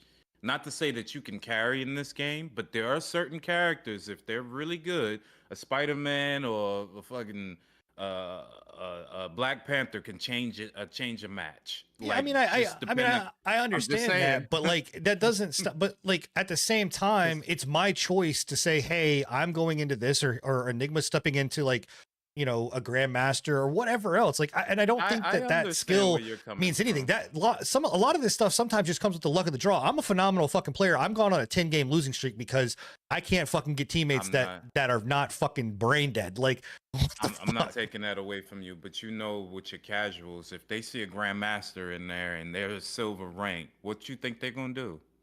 play They gonna fucking. leave. They ain't gonna They're fucking not gonna leave. play with They ain't you, gonna bro. fucking I leave, bro. promise you, they will leave. I think it's bullshit. I think it's bullshit. I don't like it. I don't like the fact that they gate it that much. There's not any really other game that really does it that heavily. Like even League doesn't make it so that you can't really. There's a lot of games that do it that heavily. Where what? What I don't know, competitive game? like- What competitive What's the- games to go in that hard when it comes to Three ranks. rank when Three- it comes to With- rank. with three ranks ranks. of Especially disparity, okay, hold on. ranks of- Three ranks when each rank has three. So you've got a diamond 1, diamond 2, diamond 3. That means that I literally, if I am diamond 1, I can't play with anybody that is a gold 1 or a platinum 1. I can't. That's ridiculous. I wanna say in recent time, I don't know. Rocket League does that. CS:GO, I think Valorant does it, although I don't play that Fortnite does one. that. Who the fuck plays ranked Fortnite? Get the fuck out of here, Tony. I'm just, I mean, Tony does. Fortnite you does shit it. on Fortnite, but Fortnite is one of the highest fucking played games. Whatever. You shit on it all you want. I know we don't play it anymore. I'm just thinking of recency. X Defiant, theirs was really weird. It doesn't too. even exist, bro. X Defiant is also shut down, so you know. Yeah, I mean, I'm just saying, games forever with ranked have done this. But they've- Overwatch did the same thing. I mean, It's Yeah. not done it this where we're talking about. No, it's not. There's not. We could argue about this back and forth. Call We of got to move Duty on. did it I'm too. just saying. I'm It's pretty sure we fucking used to play bullshit. Call of Duty ranked, and we had that problem. It's fucking Yeah, we bullshit. did. It's I fucking mean, bullshit. it's bullshit, but it just It's yeah. stupid. It's stupid. It's annoying. It's definitely annoying, but Yeah, it is and what it is. causes There's- people to have to do there's- solo games that are not. And there's solo games is reasons not for fun. it, and I don't know.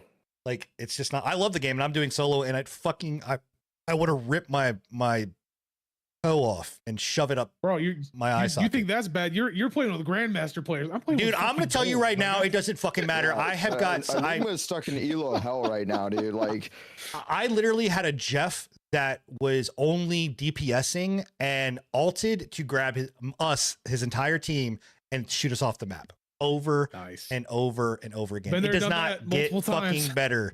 It does not get better as you go up. I promise you, people still get dumb. So anyway, all right, we're gonna move on to more layoffs we were talking about, and this is actually what kind of going on again, successful games, and we talked about Smite 2 when it was being Yeah. developed, and I was actually steadfast predicts. against it. I was steadfast against Yep. this. I said this was going to be a problem. It was going to cause big issues. And sure enough, yeah, like Enigma said, PP predicts. High Risk Studios, they just laid off 70 employees. They're basically only going to be giving minor updates to Smite and Paladins. They're basically icing the game out until it's done. Smite 2 is going to be their primary focus. There's that I know of. I don't think that there is a transition plan to bring to say, hey, if you have Smite, you can transition all easily into Smite 2. It's still, I know that they had I think some it's just, stuff. it's, I'm I not think it's just what they 100% on did that. when they first released Smite 2. It's Right. just the skin situation where they were saying that, oh my god, the sorry, my camera went flying that way.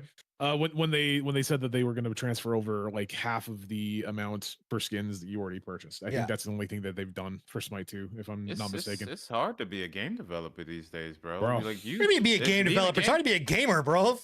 Fuck the game developer. Fuck the game developer, because at the end of the day, if I sat there and made your game and I'm thinking, oh, okay, let's work on the next project, and then my boss come and tap me on the shoulder and be like, go ahead and log out for me, I'm gonna be pissed, because it's just like, damn, I lost my job. That's a lot, bro. Okay, all right. So let me play out this scenario for you, Tony. Okay, so I call this the fucking ARC scenario. All right, so you're an ARC developer because Smite fucking pulled a goddamn page right out of the fucking ARC playbook. They went in and go, hey, you know what? Our ARC, man, we're making a fuck ton of money, and God, dude, our community, they fucking love us, right? Or whatever else. What if we made ARC 2? And we're gonna announce ARC 2. It's like, yeah, man, that's really great. We're gonna work on ARC 2. All right, cool. Same thing. We go work on ARC 2. But yo, what if in the meantime we do we sell ARC again, but we sell it on Unreal Engine 5? And it's like, well, why wouldn't we just update that for all the people that already have paid all their money and they love us? And on top of that, while we're doing it, we're gonna release DLCs that people can only get on this game. On the new version, not the old version. On the new version, like, and it's not even fucking fully released. Bro, this is what, and I have preached this from the top of the fucking mountain. I do not fucking understand why no one is screaming at high res about this. All they fucking did was used a fucking graphical update. This is just like they just moved it to Unreal Engine 2 or 5 and said it's Smite fucking 2. And I'm like, it's almost worse than Overwatch 2. It's teetering that like, yes, line. like I'm like, oh my God, like no one is saying anything about this, and it blows my mind that like this is, and I'm sorry. Here's my thing. Is Smite 2 free? No, not right now. At least I think you have to purchase it. It's when it releases fully. I'm pretty sure they said that it will be free, but right now, in order to get into the open beta. Okay, here's my thing. Let me just make I'm sure. not trying to. That's kind of my thing, because Smite was originally Smite free. 2 is free right now. Never mind. I'm sorry. So if Smite 2 is free, why are we bitching? You can purchase Founders Edition. Well, so first off, but the game wasn't free. It was only buy to get in. Like you could only buy the game. I didn't know it was not free because I went to play it at one point and it said I had to buy That's it. to play something early. My thing is, like, if it's a free game, I don't see the same about game. bitching about it. But it's the same game, Tony. It's the same game. I'm not defending them. I'm not defending them, but it's a free game. I don't understand you get what I'm saying? Like, so just play Smite 1, but Smite 1's only going to be here for how much longer now? I mean, but here's my point. The point I'm trying to make is, if it wasn't a free game, and it goes back to the Ubisoft shit, like we discussed. They're making games that they cookie cut skins, dialogue, all types of shit from their other games and put it in the same shit, and then they charge $70. I don't agree with that. But if they're graphically updating a game and calling it Smite 2 and giving it to you for free, however, if you pay for it, that's on you. That's on you as the consumer. Stop being stupid with your money.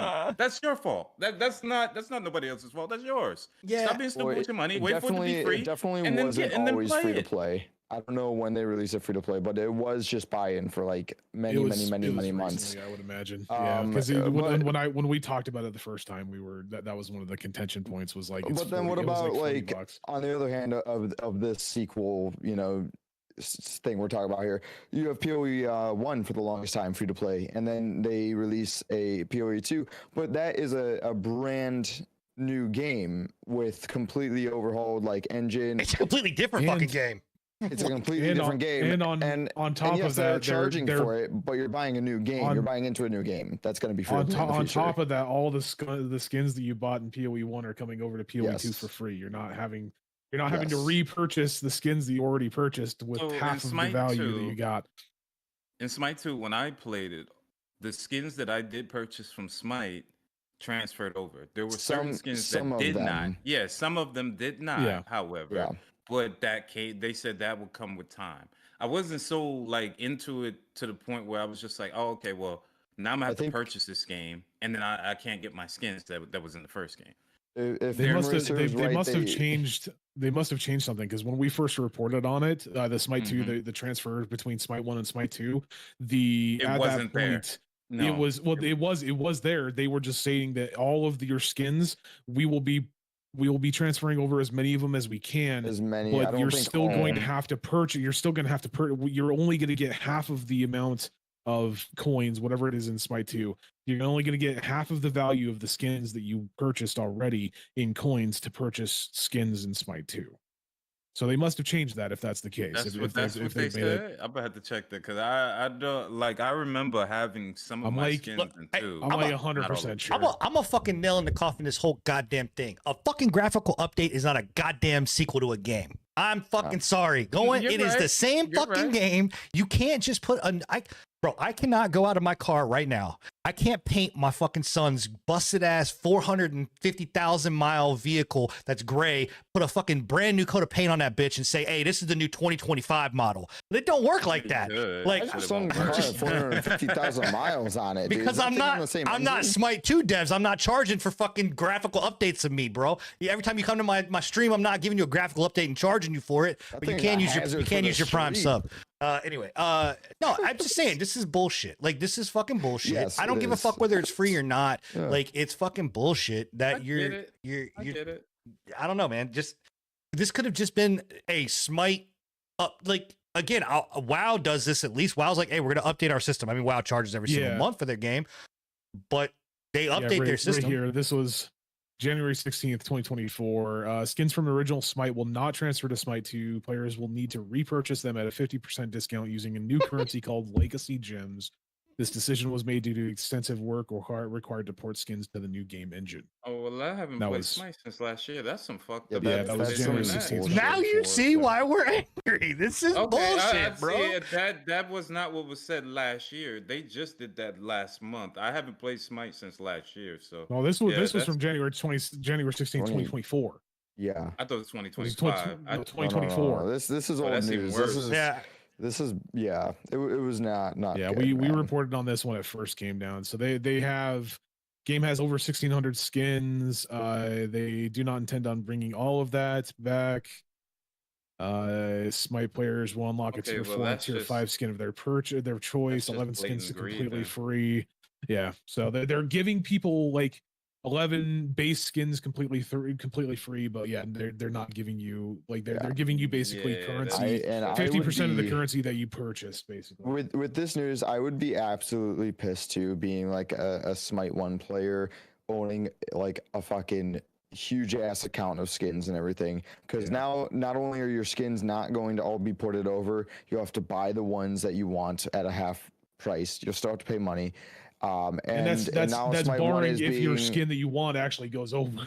That too, and now Smite 1 is being ceased for development, so your game's pretty much toast. So, yeah, there you go. You could get fucked. Well, let's move on to another company that was doing layoffs. So Crytek, they are the developers from Crysis.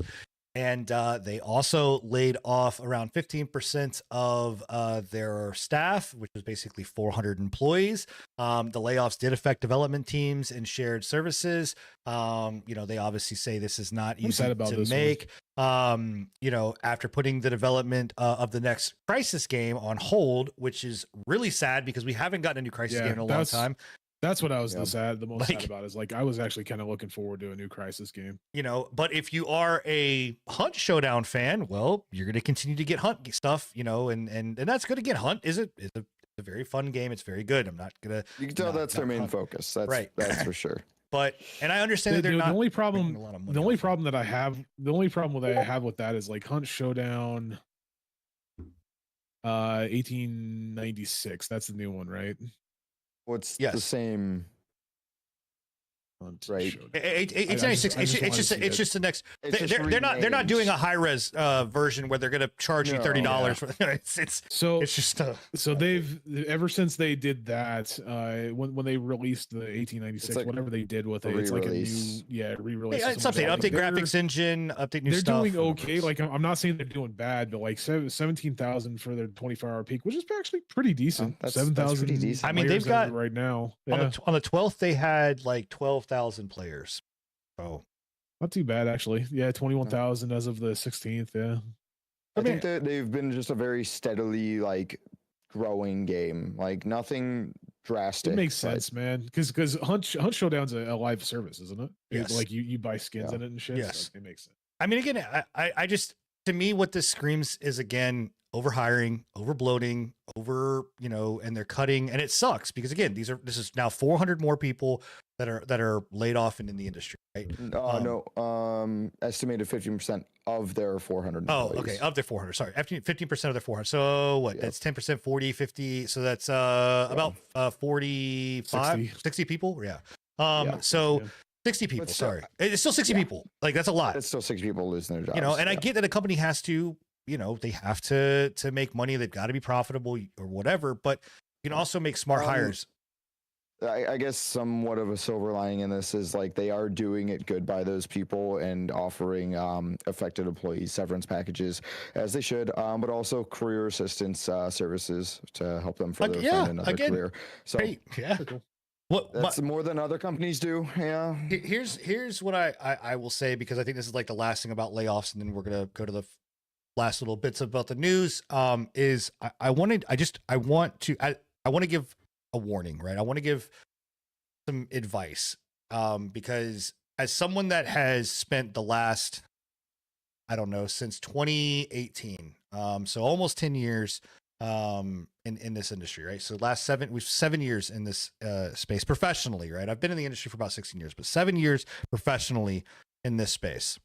I am now like partly leaving this space, and getting out of it because of the volatility that is here. Like everybody has this idea of like, I want to go work in the gaming industry. I want to work in the gaming industry because you think it's what you love. And I get that in a passion project. And maybe, just maybe, you can find a place.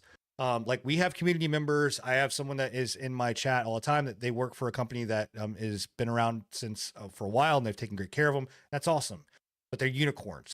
That's not the common themality. And if you've looked at the gaming industry, even working for a massive company like Microsoft or Sony, it's not secured. So just be very understanding and wise that if you go into this space, like job security is nowhere to be found. It is not 100%. So I'm throwing that out there, that like it took me by surprise. Take a lot of other people by surprise. I have moved from company to company to company within this space, and I am very successful at my job. Still had that. So, it's sad for these people that are leaving, or that are getting this. They are doing the right thing by taking care of them. That is not a norm either. A lot of times these companies just burn them and turn them. So, yep.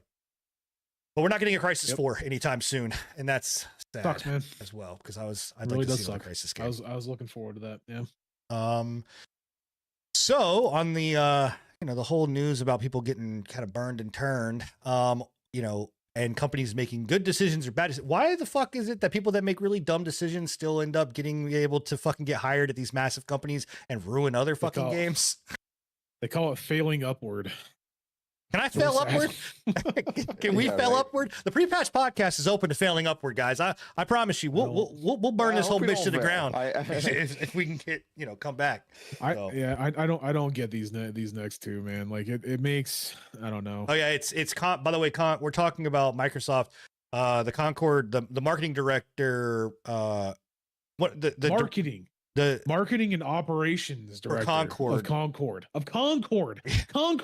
man. The game that nobody really fucking knew anything about and only saw it for 2.5 weeks. You mean that episode on Secret Level? Yeah. The game that was literally on the market for a day and a half and didn't operate at all. So marketing and operations, they didn't do their job. Yeah. are now They did going not. to Halo, and then also the Dragon Age Veilguard director was hired by a new studios that might be developing Baldur's Gate 4. This scares me a little bit, man. Like this really does, because like Baldur's Gate 3, fucking phenomenal. We can't gush about it enough.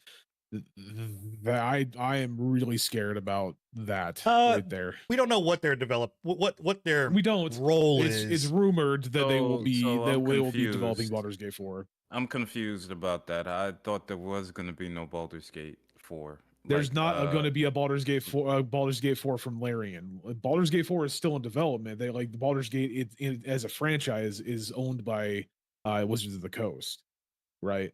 So they gave another company the green light they've made their own gaming company. They've made their own gaming company called Skeleton Studios. I don't care what they put out. That's not cool, because if you don't know that, then you're gonna go into this thinking, oh, okay, well, thinking it's Larian. Yo, Baldur's Gate 3 was so fire. I'm gonna play Baldur's Gate 4 when it drops, and you think it's Larian. I don't know which other games Larian are there other than the Divinity, but did they do other Baldur's Gates as well? No, it was the first one. Yeah. It was a fucking phenomenal first try. Like, so here's my thing. Damn, that's bad. That is bad. Think about making that decision. Think about the person that Wizards of the Coast that was like, yo, I know that we just like won Game of the Year. I know that we just sold fucking buttloads and buttloads of fucking copies. I know that we sold $100 pre-order editions and it fucking rocked. You're an idiot. We're not gonna give it back to Larian. Like we're gonna do our own fucking thing. That's the thing. Larian didn't want it. Yeah, Larian didn't want it. They were done. They didn't want to make another Baldur's Gate, and I think it's because of the time, dedication, what they put into it, and from what the lead developer said, he was just like, once you make something great like this, it's hard to do it again. I guarantee that they would have made it if they weren't trying to push another Baldur's Gate so quickly. I think that if they would have given Larian time to go do their own shit and do their own game, and then be like, hey, you know, we haven't had a Baldur's Gate in like 10 years. You want to do another one? You about to smear this game's name, bro. Speaking on Tony though, and what you're saying though, is like they should have definitely waited on even announcing they're hiring people for a possible Baldur's Gate 4. Now this is still speculation, but still, the main reason, if this does come out to be true, that they are making Baldur's Gate 4, in fact, is exactly what Tony is saying. It is to pretty much build off of the hype of Baldur's Gate 3, because they know it will sell. Yeah. Even if it's a pile of shit, it will sell. They know because it's got the Baldur's Gate name on it now.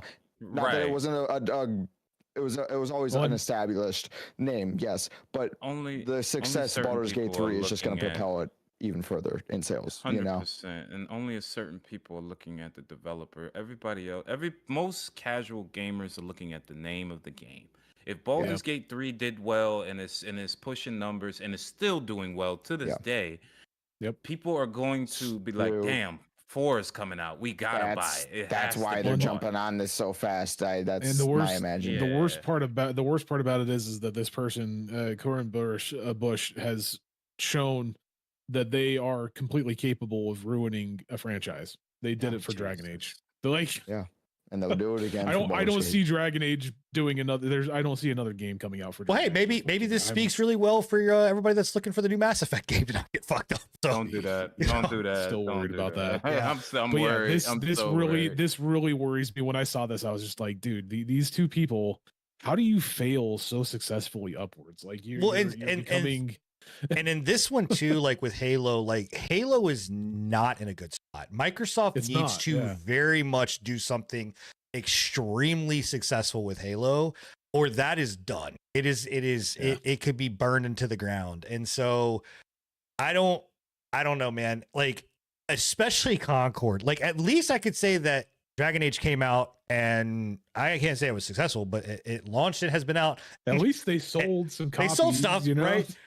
Concord was out for 11 days. Like, what? I don't even know, how do you walk into an interview? And actually, this will go more off of what. I think they had a marketing director. This is exactly what I just talked about. This industry is all about who do you know and whose ass are you kissing and who are you, patting on the back and lining their pocket. And I'm telling you right now, I guarantee that somebody on here was like, yo, I bet this, you know, I know this guy, and he's really good. Well, where do you work at? Well, we're not gonna talk about where you worked at. He's just a really good guy. So I don't know, man. It's fucking crazy. It's wild to me. I don't understand it. I don't get it. And this is so this is sad. So one last piece of sad news, and then we're gonna end it with good news. All right, for everybody that bought or has been watching graphics cards, GPUs, there are new GPUs on the market. There are the 5090s, 5080s, basically the 5070 series, right? If you guys remember back when the 40 series came out, at least the 4090s, there was a huge issue because the fucking the power connector was failing, was burning up, was power surging and bricking the cards. You would think that after 2 years they would fucking learn. Well, NVIDIA did not learn, and in fact, it is still an issue. And actually, it's more of an issue because the connector is catching fire. And nice. On these 5090 series, and these are not cheap cards. Great. No, they're not. And the other thing to have come out now about this is that all of the things that NVIDIA kind of spoke about, because I am one of these users. I am one of the ones that are like, I want to go out and get the newest card. I want to have the newest thing. I have a small wee. I need to compensate, so I need a bigger graphics card to do that. I was going to go out and get a 5090. After hearing that, I'm like, fuck this, I'm not doing it. But actually, all of the things that they talked about are not 100% true. If you don't give a fuck about the new DLSS 4 technology, which most games aren't even actively doing it. Yep, and frame generation. Yeah. It's not even worth it. Like, this is like the half step of a fucking card. Now, if you've got like a 20 series, maybe going into it or whatever else, but a lot of people are saying, like, if you got a 30 series card, keep it. Wait until the 60 series comes out. Maybe that will be the big jump that you need, but it's not worth it. What was the one that was like really affordable though and comparable to like a 40? It's supposed to be the 5070. The 5070. Which it's not. No, not a TI. Which it's not. It's not. It's not. Nope. Oh. Nope. That's all lies. All of it are fucking lies. It's all false. Unfortunate. Because they base it all off of DLSS and frame generation. That was everything. Way too good to be true. Yeah, well, they based it all off of frame generation DLSS, like Sin was saying, and that when I posted that claim in the podcast chat, I said that same thing. I was like, I guarantee you that all this shit is bullshit, and they're all basing it off of frame generation. I guarantee it, and it came true. Which also, the crazy thing about the frame generation shit is that is actually, if you play competitive games, so for all of us or anybody in our community or listeners that are playing Marvel Rivals or any competitive game, turn off multi-frame generation. It actually creates input delay. It's making it so that your shots will not be as accurate because it's trying to predict the next frame. And if you're shooting based off that prediction, so it's not good. So this is all a bed of lies. So don't buy a 50 series card, please. Like, you live on a bed of lies. Yeah. So and I don't know. They're trying to blame BIOSes, and I'm sure they will get it all fixed about the power adapter and all that kind of stuff. But I don't know what they're going to do as far as refunding people's whole PCs, because I guarantee you that NVIDIA is not going to be like, yeah, we're going to give you $4,000 for your rig that just burned up. Don't buy first gen cards. Yeah. I mean, that's a case in all cards. So that's the story. The main thing to take away from that whole story is don't buy first generation anything, not just graphics cards. All right, are you guys ready for some good news? Yeah. All right, let's get to some good news. So Shift Up, the developers behind Stellar Blade, are bringing it to PC. So that's the first fucking big whoop. I can't wait for that. I am going to buy that game again or whatever else. But here's the crazy thing. They are talking about it outperforming the PS5 version, right? I can see it. Yeah. So the reason that I have this up is because I want to have a quick discussion about, why do you think that Sony keeps doing this? Like, why is it that Sony keeps doing this? Because people like you are going to go out and buy the PC version after you already purchased the PlayStation version. Yeah, but I'm not the norm. But no, you are. No, I'm not. You got a point. You are. 3 people 100% like you are. Yeah. I love it. Listen, No, you I know are, 3 people. I'm not the norm, bro. Listen to me. If I know as a consumer, like as the person who's making these games, hey, there's a PS5 version and then there's a PC version.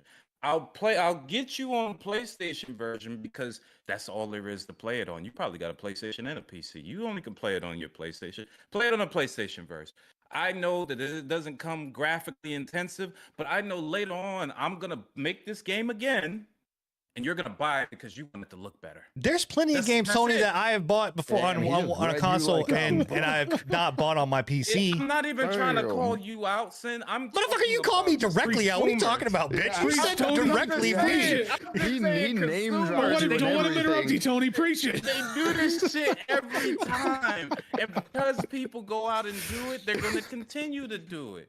They listen. Remember back in the day when console games were exclusive, like truly exclusive, where you could not get it on PC. You had to go out and buy the console. They have noticed that there's an influx of people being like, "Oh, they bought it twice." Yeah, I guarantee, but I'm telling you right now that the market, that the amount or percentage of people that were like me for this particular game, because that's not the norm for me. Like, I don't go out and buy it on my console or a console and then go and buy it on a fucking PC. Like, I'm not gonna buy Astrobot if it comes to PC or or whatever.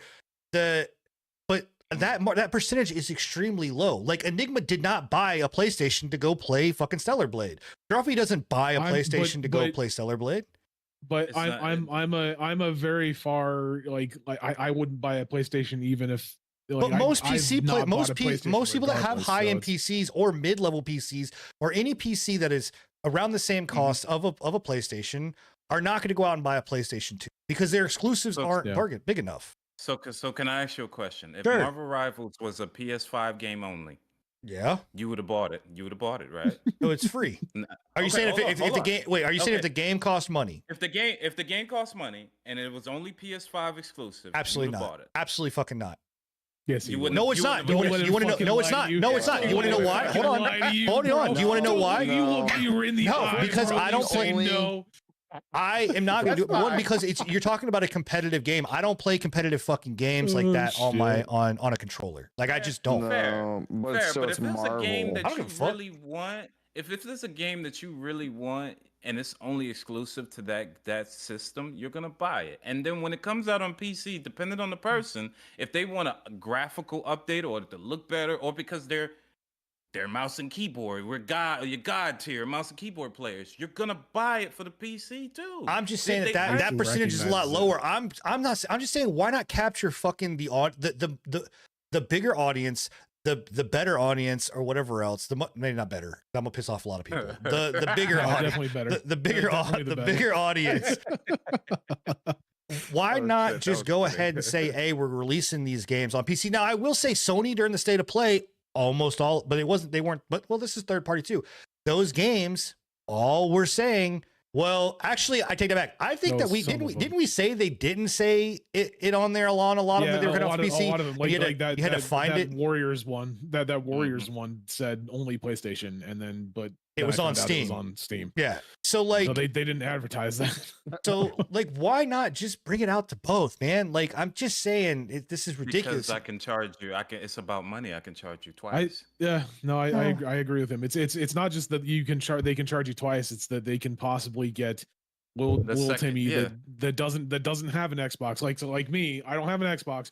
If I'm particularly looking forward to playing Stellar Blade and I don't want to wait and I don't feel like there's going to be any chance of it coming to PC, There we go. there's a higher chance of me going out and buying a PlayStation because I Fuck, want to play there's- that game. Dude, that's a $500 purchase for a fucking $60, Yeah. $40 game or You $60 I game. agree. think That's it's- why I haven't bought one yet. Consumerism is real, bro. Yeah. People I are think- willing to But we put that just money talked an down. entire show about layoffs and even things being successful. If I'm a developer and Sony don't comes to me give and a says, "Hey, fuck. I want it on my system," unless you're giving me an ass ton of fucking money, and I'm talking a metric fuck ton of money, I'm telling you to kick rocks. I'm telling you to piss off. I'm not doing it. Like, I'm bringing it out on everything. And Final Fantasy 16 is a great example. Final Fantasy 16 didn't sell nearly as well on their PlayStation 5 launch as what they expected to, and it oversold on PC.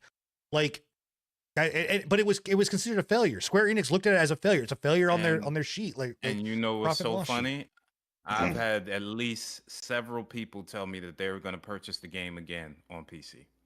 okay, well, Several. it's But if it's several people telling me this, how many people do you think in the world are gonna buy the game? Let's just again? be real. Fucking Let's just be real. The reason why people are going to buy Stellar Blade for PC is higher fidelity boot and load mods. and butt. And mods. Yes. Yeah, They're and gonna mods. they're gonna mod the There you shit go. out of that game. There you go. And mod the So- game so they can see more. Yeah. Higher fidelity, booba, and butt. Yep. Whatever, man. Sex sells. Sex All sells, right. baby. All right. Guys, that is the Nice. the end of all of the news section that we're gonna really talk about. We're now gonna go over some quick hits. These are sections of the news that we want to at least mention, give you guys an update on, but just don't want to spend an exorbitant amount of time talking about. One of which, Rocksteady is actually looking at making a new single player Batman game.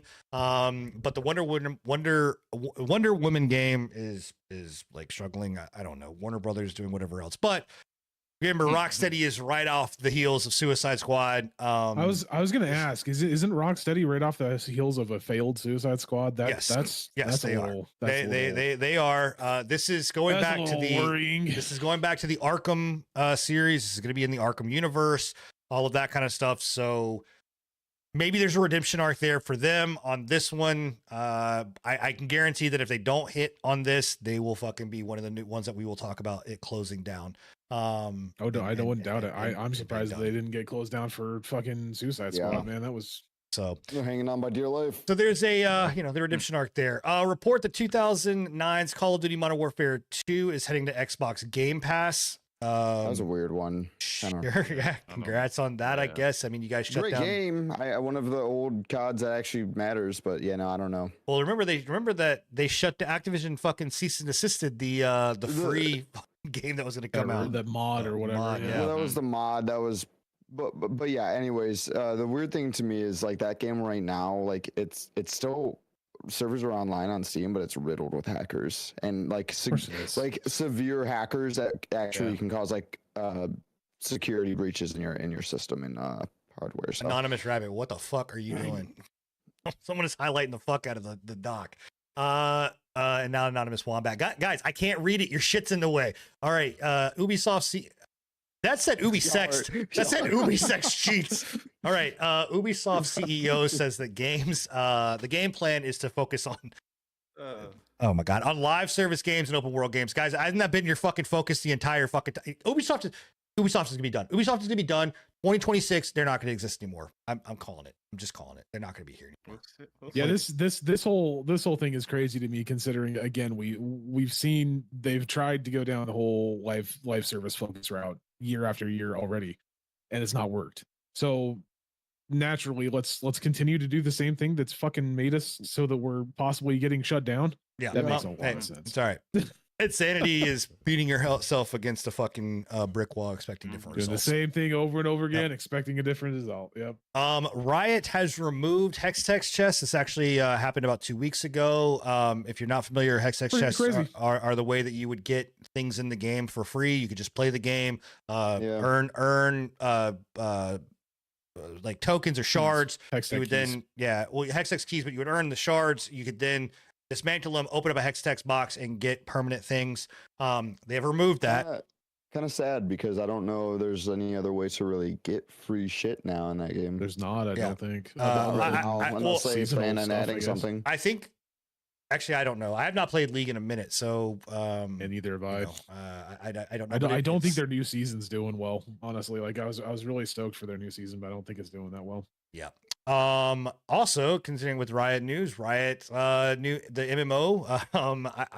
I don't know if this game is ever going to come out, and Yeah, I'm it's worried really about that. sad, Yeah. but Riot's technical director leaves the project, so that is not good. Whenever you're having people leave left and right, if you aren't familiar, Ghostcrawler, the original person that was working Yeah, I on was it, about to say left and fucking made his their own original studios. director, So- their original game director left. That Yeah. guy was the original Yeah, game Ghost director of the Crawler, yep. MMO. So Yep, he left and has made his own studio. that's So crazy. Two director. Actually, I think three, if I'm not mistaken. I think a third one left as well, Yeah. right after Ghostcrawler did. So you're dropping fucking leads like Yep. flies, man. That's not good. So Hey, just pull them from Concord. You'll be all right. yeah, go There you go. hire him up. Yeah. Concord.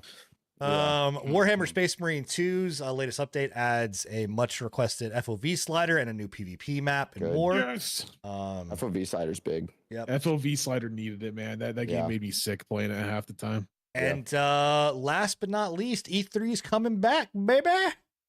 but not for Yeah. anybody that's not in the industry. So they're taking it back to their old roots. E3 will be the organizers of it. It's not going to be called E3, but E3 organizers are starting a new event that is going to be very much a la old school E3 style, where it is only industry professionals, news outlets, all that kind of stuff. Now, obviously, we are a news outlet, so maybe we can fucking go. But they are starting. I'm actually. I'm like middling of the line when it comes to like excited about this, because on one hand, I didn't like how E3 turned, and then on the other hand, I liked E3 a lot more when it was like a very closed, thing. But I also liked it when it was open and we were seeing a lot more, because if you remember correctly, the original E3 we didn't hear about shit for months. Well, the only way that you got anything from E3 like that was watching G4. If I don't know if all you old heads out there, but I would sit in front of the fucking TV, watch G4 during June, like 1st through the fucking 4th or whatever else. Mm-hmm. Yeah, and they would be on there fucking talking about E3, and it was my Super Bowl. Either G4 or X Play. Yeah, X Play was really good too. X Play was big. So we'll see what the event turns out to be. But that's it. Episode 148 is completely done. We have gotten through all of the news, all of that kind of stuff. As a reminder, again, we had this show on Tuesday, but we do the show every other Thursday. We will be back next Thursday at 10:30 p.m. Eastern with and Bill will be on the show and all of that kind of stuff. So we'll be back to kind of our normal every other week. But it'll be the 27th. The 27th. Oh yeah, fuck 27th. That's gonna be the night before fucking Wild Hunt comes out. Monster Hunter Wilds comes out. Yep. So so Enigma's gonna be like rushing the fucking show. It's gonna be like, come on. Pretty much. That was Tony. Tony's me and Tony. Monster. Me and Tony. Mm-hmm. So yeah. But let's go around the horn real quick. Let everybody know, content that you guys are gonna be doing, where they can find you and all that kind of good stuff, and we'll call it a night. So we will start with the man that is matching my style right above me. What's going on, Mr. Enigma? It's up to you, buddy. The green shirts. Yeah. Right, like the red shirts, but cooler. Yeah, no. I like you said. Next week, I think it's next week, right? Yes, next week. Yep. 20. No. Yes. Yeah. The 27th, Friday. Yeah. We just said Wilds. Fucking 27th Friday. It's Friday. Shut up, man. I'm tired, bro. I haven't fucking slept very well in the last couple weeks. But yeah, Monster Hunter Wilds. Getting into that. Going to continue playing a little bit more. Kingdom Come Deliverance 2.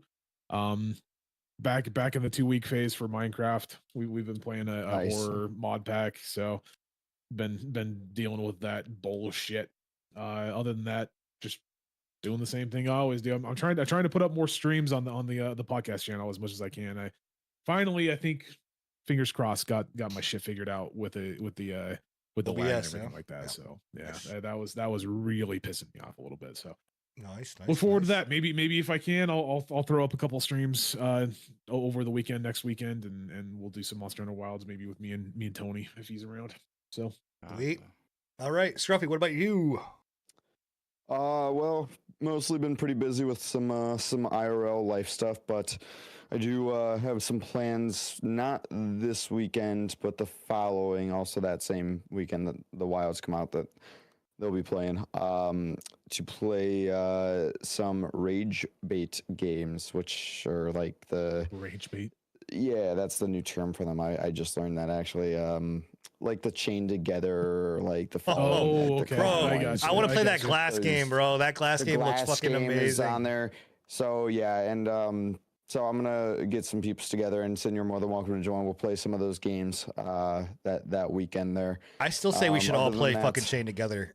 I think that would be hilarious. I got Nate who wants to play that, and one other, so we got one slot, I think. So if you're more than welcome to join, or we'll rotate if we have more than people, and that's really it, though. Yeah. Nice. All right. Tony.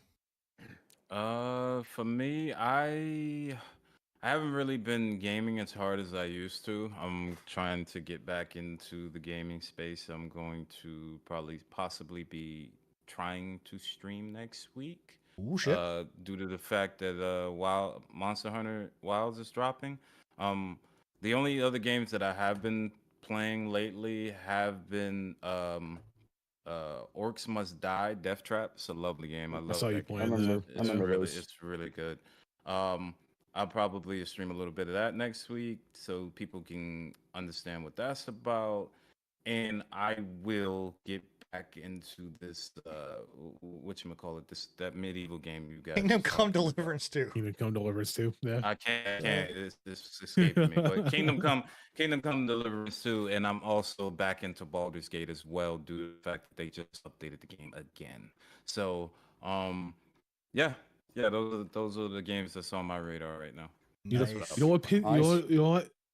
We tried getting Baldur's Gate 3 fucking Wednesdays back. Dude, I think again, dude. we make it to the same, Wait. like almost the same fucking spot every time, and we fucking And y'all just just can't stop? do it. It's Oh my just God. crazy. What Just happened? dead completely. I don't know, bro. It's the same shit. Like, we're like, yeah, we're gonna fucking do it once a week, and then Nah, what was fucking that nothing game happens. that y'all had me playing with y'all with it? Like it was events, and I think Sin was a mage, and That Enigma was was something else. and- No. No, it's Yeah. not Divinity. It reminded me of like a old poster board type. Oh feel and- shit, he's talking about. I know he's talking about Oh, that. fuck. Soul something. No, god damn it. No. We was I don't know. playing that, and then we Yeah, just it's stopped like the playing old, it. it's like the paper style mean- crafted like game where it was like a book and like you. Yeah, it was like a book. Yeah, I'll remember it. We'll find it, but yes, I know. No fucking Bro, clue. let me explain Yeah. something, Tony. I remember. I mean, you've been around long enough. You should already know this, but let me explain something. If we ever set out to do something all together, Wait, we fucking don't ever. It don't ever it make was it. weird something, right? I don't know. We gotta finish. Who knows? Boys. Anyway, We gotta put something together. Wilderness is what it was called. So it's like wilderness, Wilderness, some wilderness shit. Like something. that. Yeah. Wilder Remember Myth. that. Wilder Myth. That was it. There you go. Oh. Wilder Myth. Yeah, you Yes, got there. Wilder Yeah. Myth. That's what we was playing. That game was yes. fun, man. Yeah. It was. I We need remember to that. we need to play that again. Yeah. won't. Good luck. Good fucking He said we luck. won't. Yeah. Just get out of here. Yeah, No. that game was so much fun. We won't won't. play Yeah, that game again. was great. Fuck We that had a game. blast with fucking Baldur's Gate. We just couldn't. We just stopped. Like so. I think damn. everybody's Oh, attention God. spans are just short as shit. Well, for It is. me, I am. I obviously got my new job and my hours are changing quite a bit. I'm working mornings now, so I got to figure out like how my stream schedule is going to work and all of those kind of things. But I can tell you that fucking the 21st, I'm gonna be rocked up, man. I'm gonna be fucking the thing. You're gonna be bricked up? I'm gonna be bricked the fuck up, Getting bro. bricked up. Yeah, man. Holy shit. Playing Marvel Rivals for the new season half season update. I'm super excited about that. So we will be streaming that this weekend for sure. I also am going to be streaming Avowed because I have been playing a little bit of that, not too much because I want to be able to showcase most of it on stream. But I will be playing some Avowed. And I have officially bought Monster Hunter Wilds, so I will be playing Monster Hunter Wilds Oh. when that drops too. So yeah, so a lot kind of coming down the line. Obviously, you can catch Bill too. Bill streams as well, and I'm sure that he's doing some masochistic, dick punching, fucking Souls like terror style game. And he's probably honestly played Night Raid. I'm really excited to talk to him next week if he has played Elden Ring Night Raid, because they have been doing the test stuff for that as well. So obviously, again, you can catch all of our content for the most part right here on the YouTube pre-patch channel for sure. Myself and Enigma and some other, we try to stream to that. I if I'm streaming, I'm always streaming to that channel. I know Enigma is the same, so you can catch it there, or you can catch it on our individual Twitch pages. Hey, Tony with 5 Ys, Agent Scruffy, Billy _the _squid. No, wait, is the underscore still there or no? I don't think so. No. Billy the I think it's Squid. just I Billy don't, the dude, Squid. I think it hasn't had underscores in fucking like a year and a half. I It don't know has. why. I Yeah, went to it that. has, So but- Billy the Squid, mine, Sinan, and obviously Enigmatical Gaming. But you can catch all of your previous episodes at anywhere that podcasts are listened to and downloaded. I'll have a wonderful night. Be amazing to everybody. Much love. We will see you guys in a week. Bye. So you. See ya. Laters.